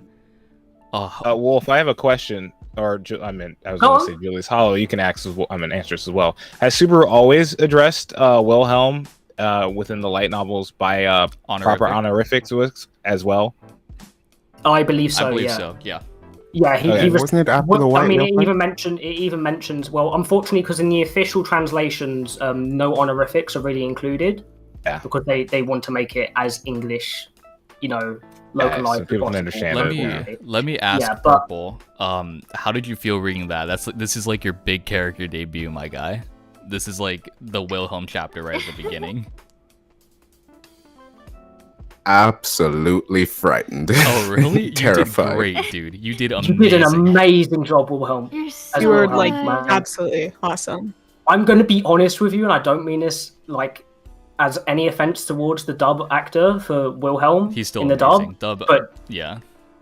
But honestly, you are Wilhelm at this point, man. Like, when I think of when he would say something, I hear your voice because it's just so perfect. This is making me want to pre-read the chapters as our practice, so we know the proper delivery. I know it's gonna kind of kill the first reaction, but at this point, I want to be able to. Cedric, you're gonna kill me. Oh, Cedric, you're gonna fucking kill me. Oh my god. Oh my fucking god, why? Sad. I'll get this up so everyone can fucking see it. I'm naming this file abandoned. Oh. Why? Oh my god. Oh, Oh, look how Cedric, big this make it is. start Holy again. shit, Ced, this is a huge file, dude. All I see is Yeah, white. All I see is I'm white. so sorry. High quality. My delivery Cedric, get in here so we can yell at you. Cedric, get in the call. Everybody I was really him. worried because I could hear my siblings shouting in the background, and I had to keep up with the scene while also on the verge of tears and trying not to cry. Honestly, no, Wolf. I was gonna say you do like a great job at like expressing Subaru's emotions. I feel like that'd be kind of a difficult thing to do because he's a very emotional person in the moment. Emotive, yeah. And I feel like you're very good at expressing like when I felt like Subaru was sad because you can tell when he doesn't like when Wilhelm, what I thought was the best part about this is Wilhelm's kind of accepted where his life is at, being an older person and having to tell Subaru like eventually things go, but you will do your greatest. I know you're gonna do your greatest. Like him giving him that speech. Fuck. I felt like your reception to it, doing the voice back and expressing the emotions of not wanting a person that you really care about to go was 100% there. It was 100% there. You did a good job on that. Gwiz with the $5 donation. Thank you, Gwiz.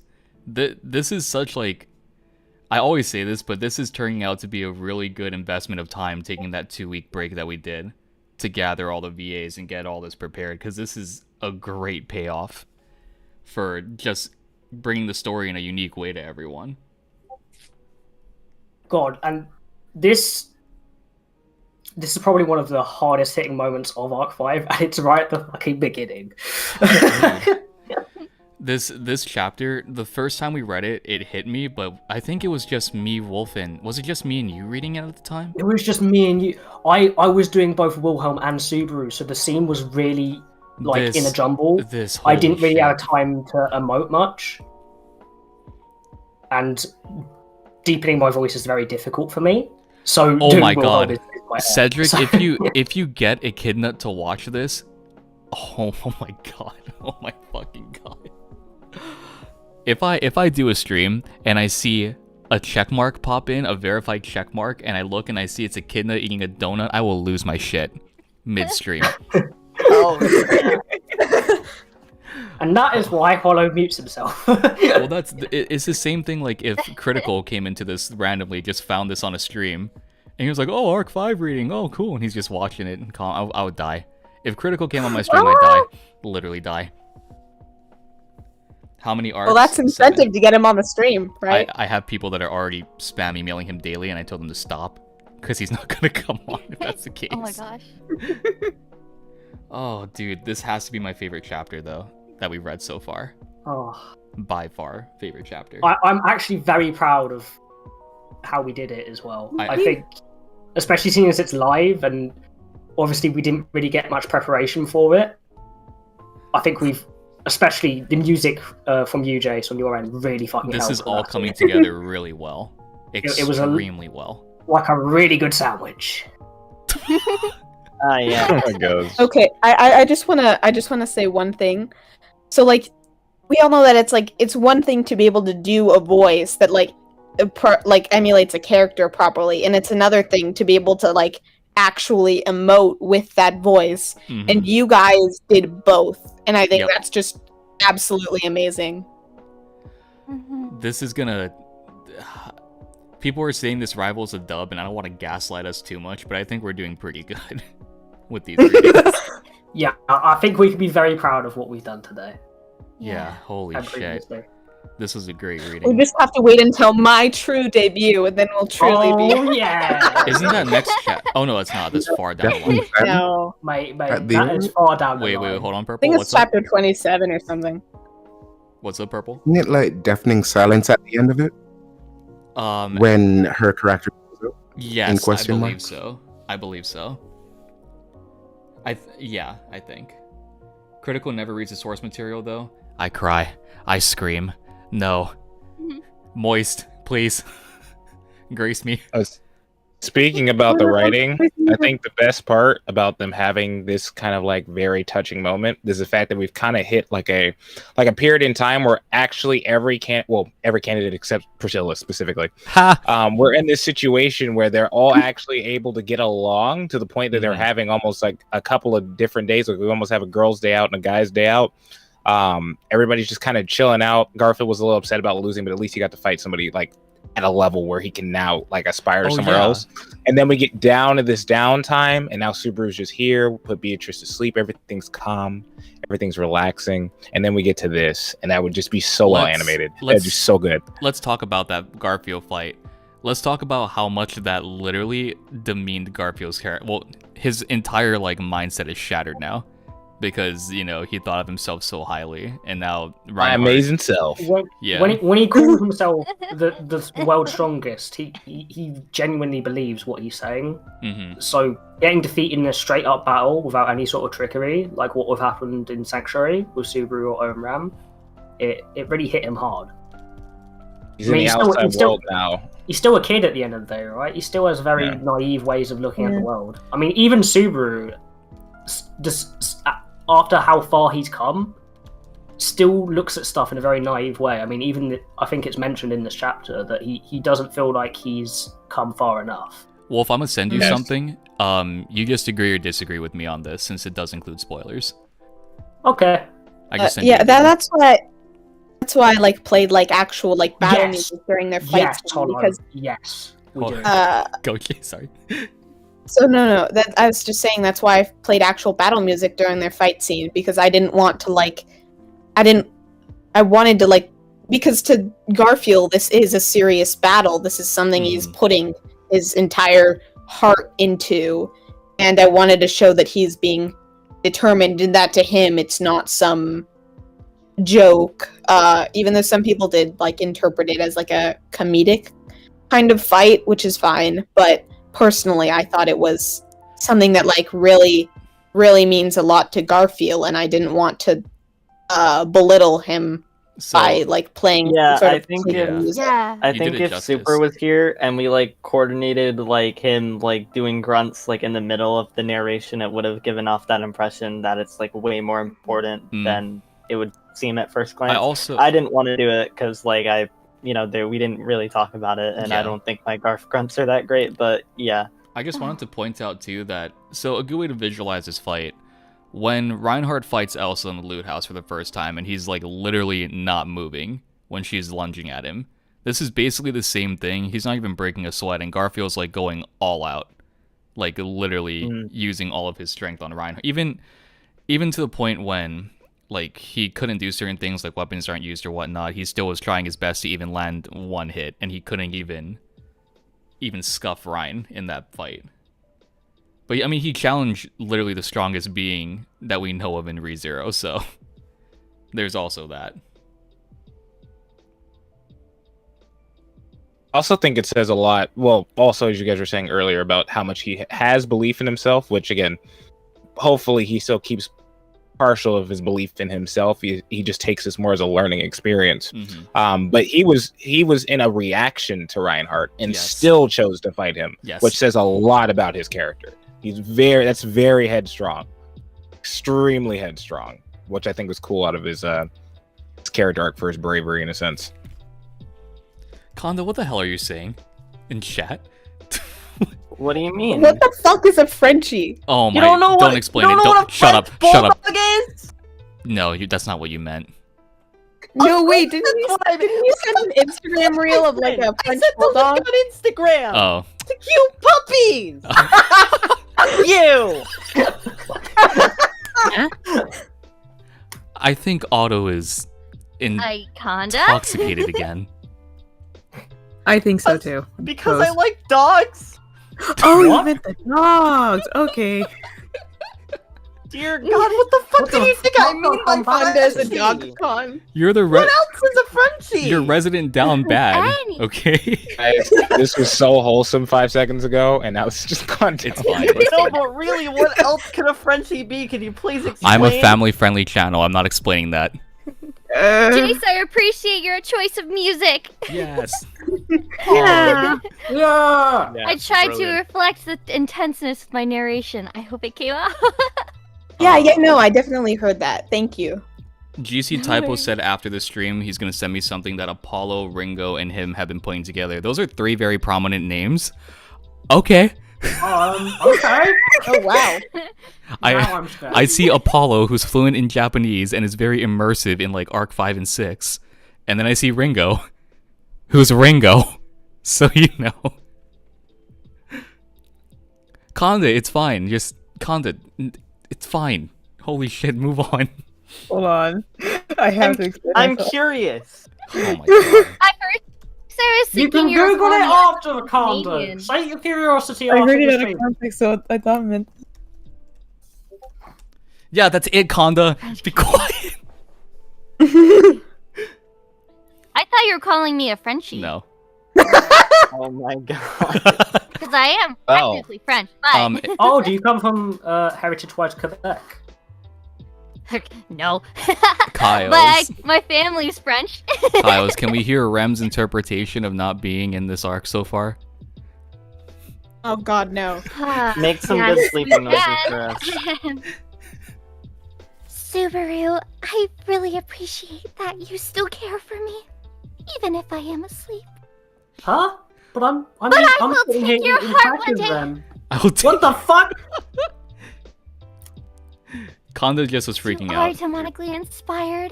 Oh my I god. do feel like if Subaru had the I'll take your heart one day, he would flash back to that one time where Rem tortured him in the forest. He'd just start screaming. Ah! So Miles, how many times a day have you practiced that specific she says it line? every day, I'm pretty sure. She's obsessed. Leave her alone. So they want the wife who hips tier list. inspired. So Yes. the wife who hips tier list, Anastasia's S, everyone else is below her. There you go. That's the whole tier That's list. a lie. That's a lie. I'm Kat. sorry, you're wrong. Julius is S. French Rem. Oh yes, the childbearing hips of Excuse Julius me? Juukulius. Oh right, the hips. My Everybody in this chat is delusional. my childbearing hips? What do you mean by that? It's called a I joke. really you don't understand that. I need an adult. I am an adult. I am an adult, I suppose. You're a lolly. Too, Subaru. Lollies don't count. Exactly. I'll go with Wilhelm. Alright guys. Come. Good job. Ask us questions, ask us to say lines. We'll end in like maybe 20, 30 minutes or so. The sun was rising as that chapter ended and it was so fucking beautiful. Yes, I was gonna say, like, the Wilhelm shelter is so good for the sun rising. It's 7 a.m. for me, guys. Sunrise. Man. Oh, we have a reading tomorrow as well. Yeah. Yay! And for all of you EU people, AU, or people that are out like in Asia or whatever, it's gonna be in time for you guys to catch it as well. So yeah, we're doing earlier streams this time around. These 2 chapters were just really 3:30 wholesome a.m. moments. start time. Purple, we've got a request You were from the one who chose to do that. It's because Super had to go to an appointment and I didn't want to cancel again. So I was like, it's okay. We'll do it. We got this, guys. And then I slept at like But then you midnight. said it like it was our fault. It was worth it. It was worth it. Yo, Purple. Yo. Yo, say happy birthday March, please. Happy birthday, March. Yeah. Is it March's birthday? Happy birthday! Is it your birthday, March? Danjobi omedetou gozaimasu. Gosh. Happy birthday, March. Happy birthday. Happy birthday, my boy. How oli laha now ya oi. How oli Congratulations. laha now ya mai. Congratulations. Congratulations. Congratulations. Congratulations. Cedric! Oh my god. Oh my god. Oh my March god. Tanjobi des. Cedric, please don't make me cry any more than I already am, dude. Please stop. Early Padaru. What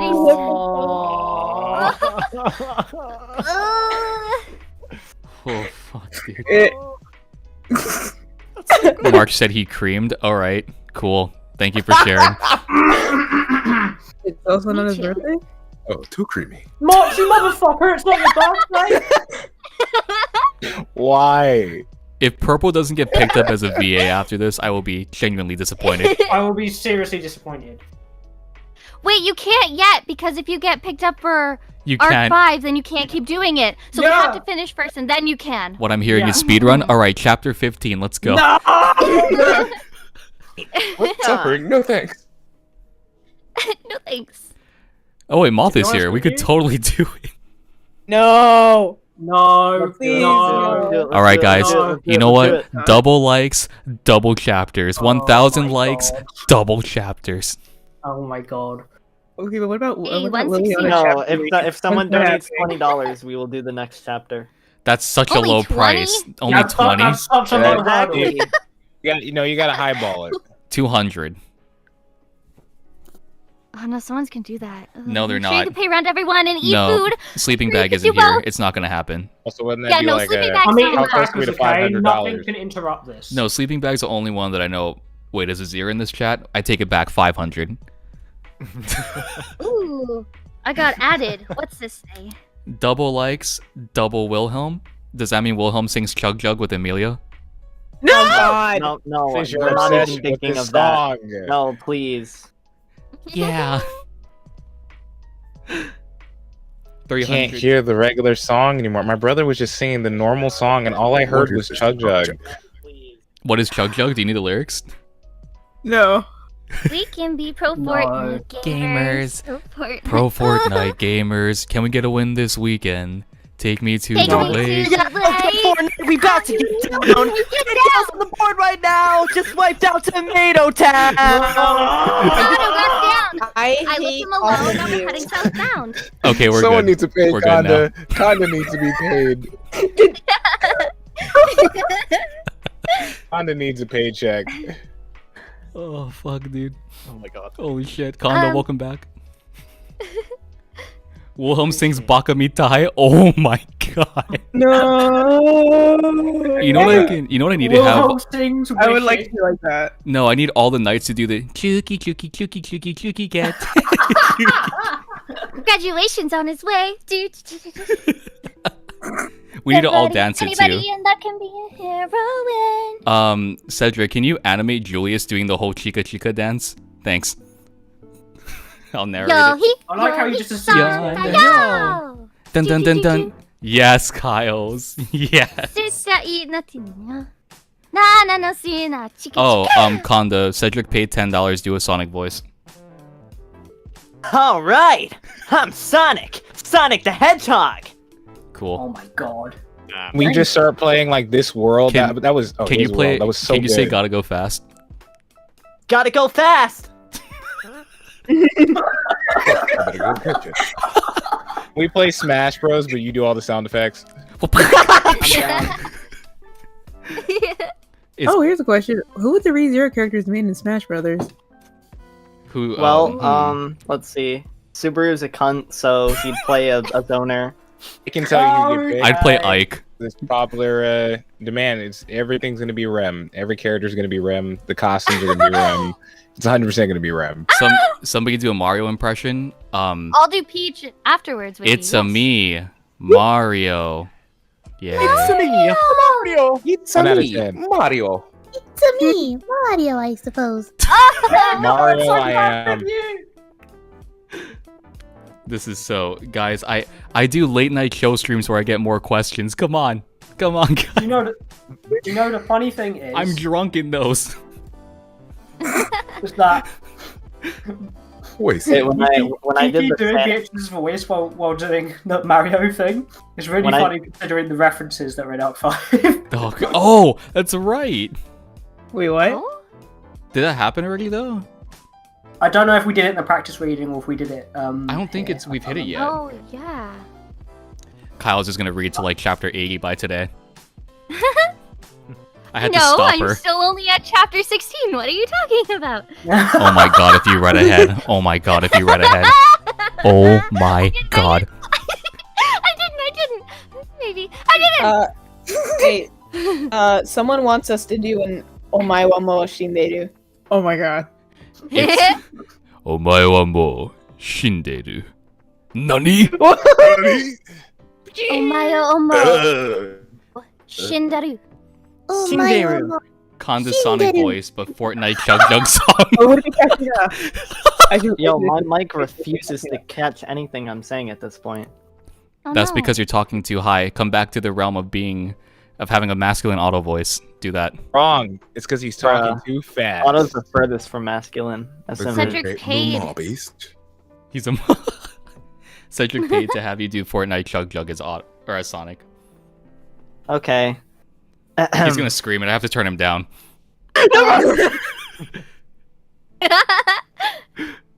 I've never sung in a Sonic voice. That's kind of intimidating. When we were doing the Larkins voice earlier, I'm like, how do I sound obnoxious? And just You did a pretty good. You did pretty good sounding obnoxious, but I think it just comes naturally to you. Yeah. Thanks, Jace. No, Jace, did we just become best friends? Hell yeah. Wow, Wolf. Wow. More granddaughters. Yes! Wolf. Grandpa Willie! Grandpa Willie? Yes, Emilia. Grandpa Willie. I'm still your little pog champ, right, Grandpa Will? No. Of course you are. Ugh, fine. Happy. I guess I am your little pog champ. Come here. But are you a pro Fortnite gamer? No. Trash. Minecraft. Only Minecraft. Are you looking forward to voicing chapters 13 through 14, 15 to 16? I don't know Arc 6 at all. Oh, GC Typo's still here. Christ, I'm sorry. If we ever do get to Arc 6, I'm gonna have my that'll be the VA if we even get there. Yeah, the holographic reading if. Holographic reading. Well, the thing is, like, I don't know if we're gonna do this past Arc 5. That's the thing. Yeah. Who will win in a fight? 100 Mimi-sized white whales or one white whale-sized Mimi? What? What? Good question. One white-sized whale Mimi. Yes. Always. I feel like it's a giant Mimi. Size Mimi. Stat. That sounds fucking terrifying. I need a Sounds giant annoying. Oh god, really scary, Cedric. because when she does the fucking shout thing, like all of the it'd be huge. Fucking every single one of those would be dead. Cedric wants Emilia to say you are my little pog champ. Oh Anything no. for you, Cedric. Oh god. Fine, Cedric. You are my little pog champ. Christ. Is that what you wanted, Most Cedric? You happy now? Are you content now, Cedric? Sonny Jim? Cedric, you better get your butt in here. That's all I'm saying right now. Yo, Fine. Cedric, get the fuck over here right now. I guess you are my little Join pog. us. Join us. Join us. Join You us. know, for how many people join these live I'll do streams, the pog champ later. Not now. It's embarrassing. somebody do a Megamine impression? Kyle's. Oh, yes. I'm Megamine, Archpriest of the Crimson Demons, or whatever she is. Oh my god. Explosion! Oh my god. Oh my god. Say Waga Nama Megamine. Wada Wada Megamine. Waga Nama Megamine. That order. Waganama Megamine.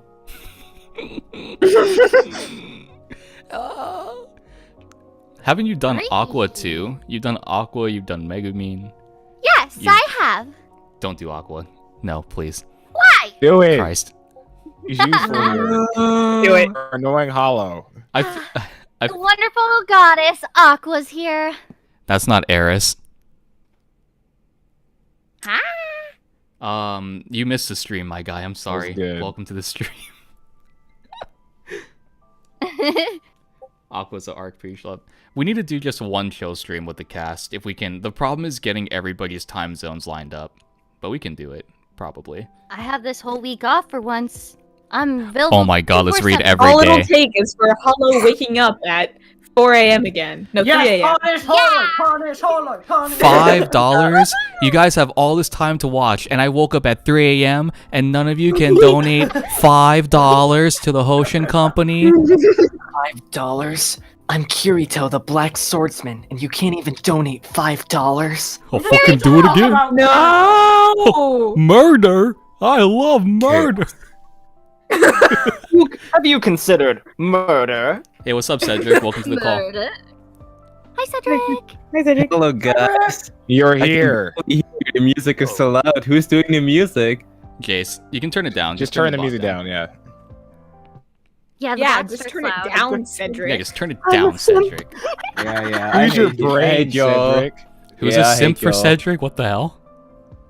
What? Me. Uh. No, I can't. You're too young. Alright. PogChamp.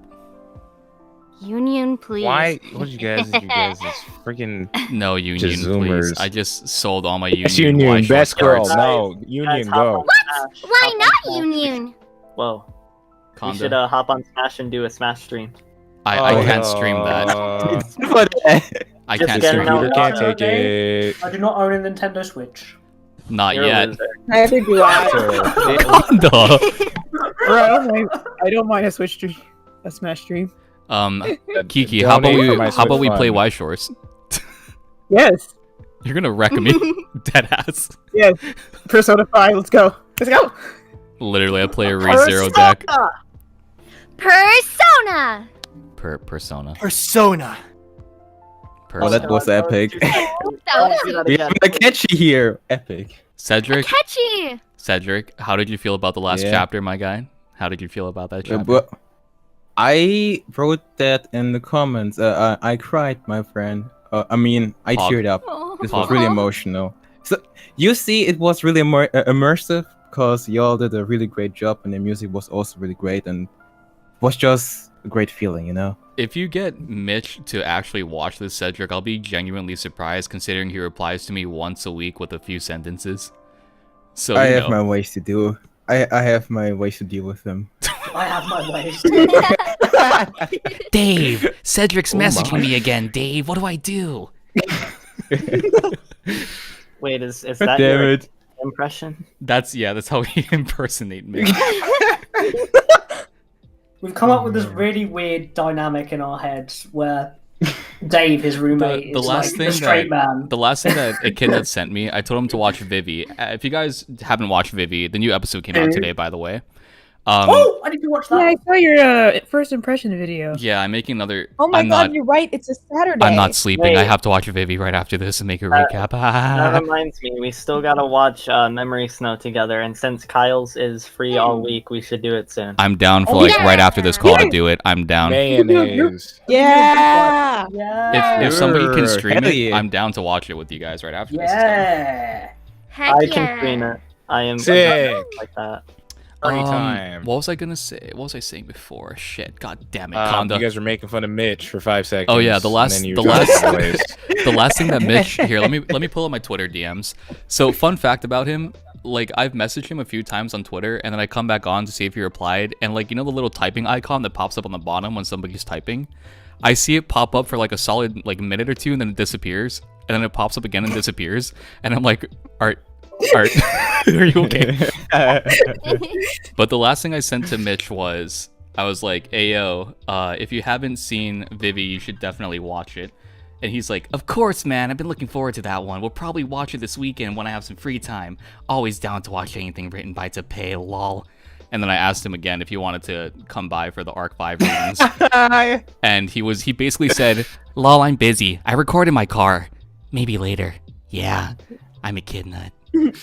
Imagine he's lurking right now, and now he's crying because you're I love you, Mitch. slightly talking I love back. you. I love you, Mitch. Oh my god, your channel's so cool. He's like, I wanted to collab. He's crying in the car right now. Why don't I stream Vivi on my Twitch? Because when I tried streaming on Twitch, it crashed my computer. Shit, Yeah, Mac, Twitch we isn't- have the shit, Mac. I can't wait to upgrade. Can you avoid copyright on Twitch, like streaming anime? I don't think you can. I think they're I saying don't more like think so. reactions or just like first impression streams. I think that you can react almost like they basically react I mean, to everything. On critical reacts to YouTube videos, but that's That's God himself, so you know.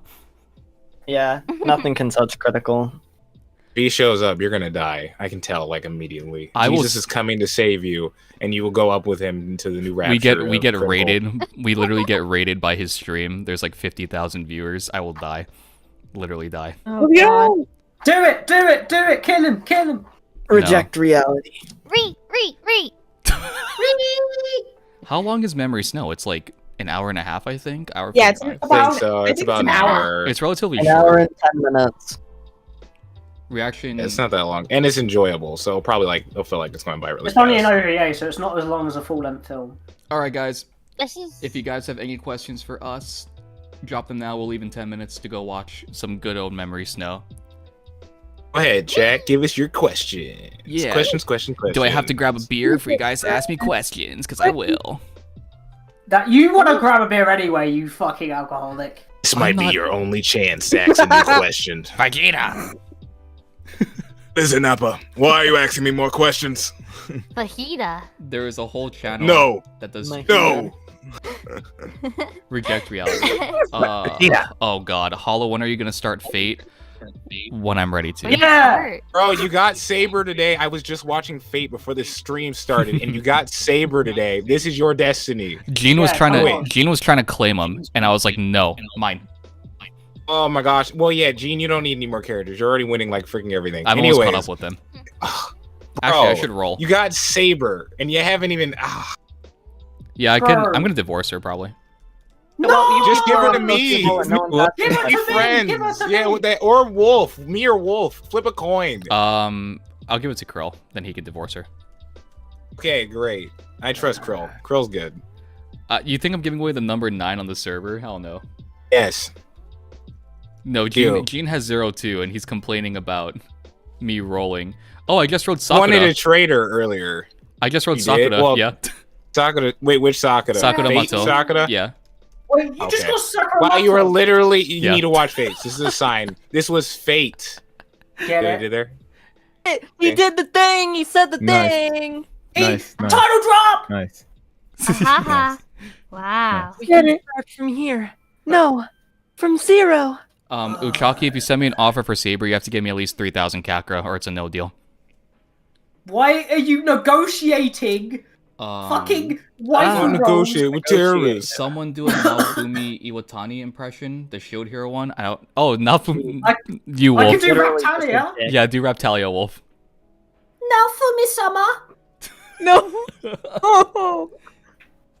Dead off. Doesn't now, Raptalia. Wait until Hall finds out there's more. That's actually pretty good. Satoi, first This off, fills me hello. with Secondly, pain. spoiler. Thirdly, fuck you. Spoiling. Seto's here? Yeah, Seto's here. Hello. Well, we're gonna end now anyway. Yeah, I have nothing to say anyways. We're gonna instant transmission out of here, guys. We have 7 minutes left. I want to end on a good time. My time. You say you're gonna watch You being Fates. That'd OCD. make people happy. Yeah, come on. Go. I'm gonna watch Fates, and everyone go, "Wow, You know what? great, You know that's what? Fine. amazing." If I roll, what the hell's her name? Twin Tail Girl. Then I'll watch Fate today. Ren? Yeah, if I roll Ren You already today. have 2. Oh my, I hate you so much. You already have Saber. Come on. Come on, that's commented like enough. 10 Come times, on. Seto, Watch it really? already. Saber is literally enough. Oh, Seto's been here. Hollow's going full e-girl. Yes, I am. Totally. I'm gonna divorce Sakura now. Poor Sakura. Hollow Just like to be OnlyFans. rude. Where? If I make an Mary OnlyFans, fuck- it's gonna be one image of my hand, and it's gonna be $1,000. Probably get somebody's gonna pay for it. Somebody will. Also, we have 400,000 Kakura on this server, and I can just give it to myself if I want to. That's corruption at its fucking finest, okay? What happened to the down luck the of the dictator. game? I'm not a dictator. Huh? I'm just the head of the Hoshin company. He's just a dick. Tater. All right, Yeah, ready, Wolf guys? says how it is. Guys, marry, bang, kill. Small Amelia, or Why? Satella. I do not want to do this. The only legal No. answer Is is to kill no. Small Amelia. That's the only legal Yeah, I was answer. gonna say Yeah. say no. And But you then have Say no to the whole Title. situation. and then marry Emilia and then smash Saddy Waddy. I want to marry Satella? That you want to is like wacky. fuse What with the her? fuck? I don't want to be with Satella. Someone wants to be drowned in ice, Data. That's like me. I want her Kanda, holding you with all her hands. Kanda, that's like me asking you, what is it? Fuck, marry, kill Petra, Melee, or like another lolly. No! Why is your head into space? Petra I'm really supposed to doesn't like answer this it, then. conversation. Wasn't Petra the one making a bunch of awkward comments the last time we did a practice call, if I remember correctly? Doesn't matter. I mean, today she said erotic atmosphere. So Live. Can we hear Petra say fuck, please? Fuck. Fucking go! stop teaching these kids Can to we hear swear. Petra say heck? It's okay, Grandpa Gotta say Will. heck. It's Say okay. heck. Heck. Whenever, What are these oh my nasty god! words? Whenever somebody Stay donates, free. What? whenever somebody donates, can I just have Petra falling down and say fuck as my? Yes. Whoa. Go for it. I need it now. This is a bad influence on the children. Wait, Kyles, did you see the drawing that Swoljita did of Petra holding the Hennessy bottle? Yes. Let me see if I can. Wait, I need to see this. I need to see this. Let me see. I need to find it. Yeah, it was a while The ago. great party, everyone. It was all over the place. Oh my god, she got drunk. So Swoljita, It's Petra. nobody likes Petra. No, I'm kidding. I'm kidding. Who's Petra? Haha, so original. Petra wa are no koto. You do it. Nani goto? No. It's Petra te. Petra. I need to find the image. God damn it. Petra te. I met Nare so no many koto. artists. Oh, where is it? I think it's ga, but I don't really care. Oh, here it is. There's one with her tongue really out, and then there's one with her tongue not out. Don't ask questions. It's just a thing. What? I'm about to ask some questions. Yeah, there's some questions that need to be asked here. A little concerned. A bit worried. That's okay. Wilhelm. I'm concerned too. Jita, I think this guy's going to jail. I concur, Nappa. Hold on. What is she? I need to replace it. Hold on. Let me replace it with this.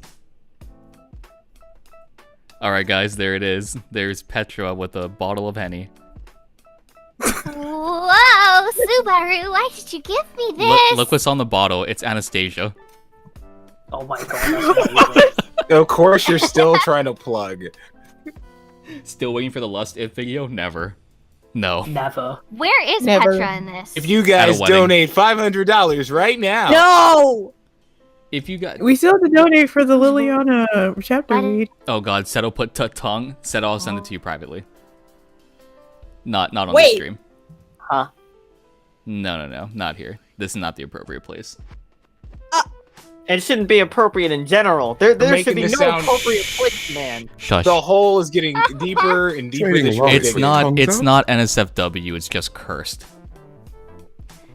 Let me send it. Just your description just had to be a little better. That's all I'm saying. No, it's extremely cursed. Wow. How cursed we talking? Like cursed, like Elsa X Pretty Garfield. cursed. Oh god. Ugh. That cursed? That's cursed. Garfield needs Fuck more Elsa. wholesome. Some people would, Kyles. chips. How can you make a wholesome ship with Elsa? No, I said he needs more. The only ships he's had so far is Mimi and Elsa. No, what is that? If you look closely, she's licking Anastasia on the bottle. Oh my god, she is! Oh, what the fuck? You know the viewers are gonna take that really out of context. It's fine. They We can't know see the it. context. They can't see it. It's fine. Don't voice this picture, please, Kyles. Hollow, can you repeat your sentence a bit slower for the camera? You know, get really close to the mic. Petra is licking Anastasia. Let me talk like Annie News. Wow. Let me talk like Annie News. I'm Petra kinda is petrified. licking Anastasia's face as she is at a party. I'm kinda petrified Is that Al? of that. I'm scared. Licking her face on a bottle. It's not the same as licking her face. This isn't a JoJo reference. Okay. I always knew Petra was an evil. Child-friendly Yes. I have to debate leaving now and getting my name off the stream. 8-bit, you are a minor. I'm not sending you this image, 8-bit. You're like 12. No. 8-bit, you're like 7, bro. Okay. Is there anything you guys want to say before we head out? Quick question to everybody here. Would you rather ASMR of Elsa talking about guts for an hour, or ASMR of Priscilla talking about her feet for an hour? I want to go to Regulus and talk so much that he kills me. I would go with the feet every time. Never. Elsa. Never. Elsa. What? With a smile. I don't want What? either. That can always cause chaos. Just one question. Would Subaru beat Seto Kaiba ReZero X Yu-Gi-Oh crossover? Can Seto Kaiba even fight? Like, physically Draw fight? your last pathetic card, Yugi, Holding so this I back, can yes, end money. this. $19 Fortnite card. Ha! You activated my trap card! Before we head out, I just want to see more spam thanking the VAs. Stop thanking me and thank them. They're the talent here, god damn it. Thank them. But yeah, thank you guys for coming out. Yeah, we're talented. Hollow doesn't do anything. Thank you all for Hollow coming out. actually has everyone being pre-recorded, and he just voice modified them, so we're actually Hollow. Yeah. With little Everything's robots. hollow. Beep, boop, bop. Okay. Bye. Build a fucking PC. See ya, people. Indeed. Bye! Alright, everyone. We will see you guys Have a good day. in the next video. Thank you all for See stopping ya. by. It's been a great live stream. And yeah. Bye-bye.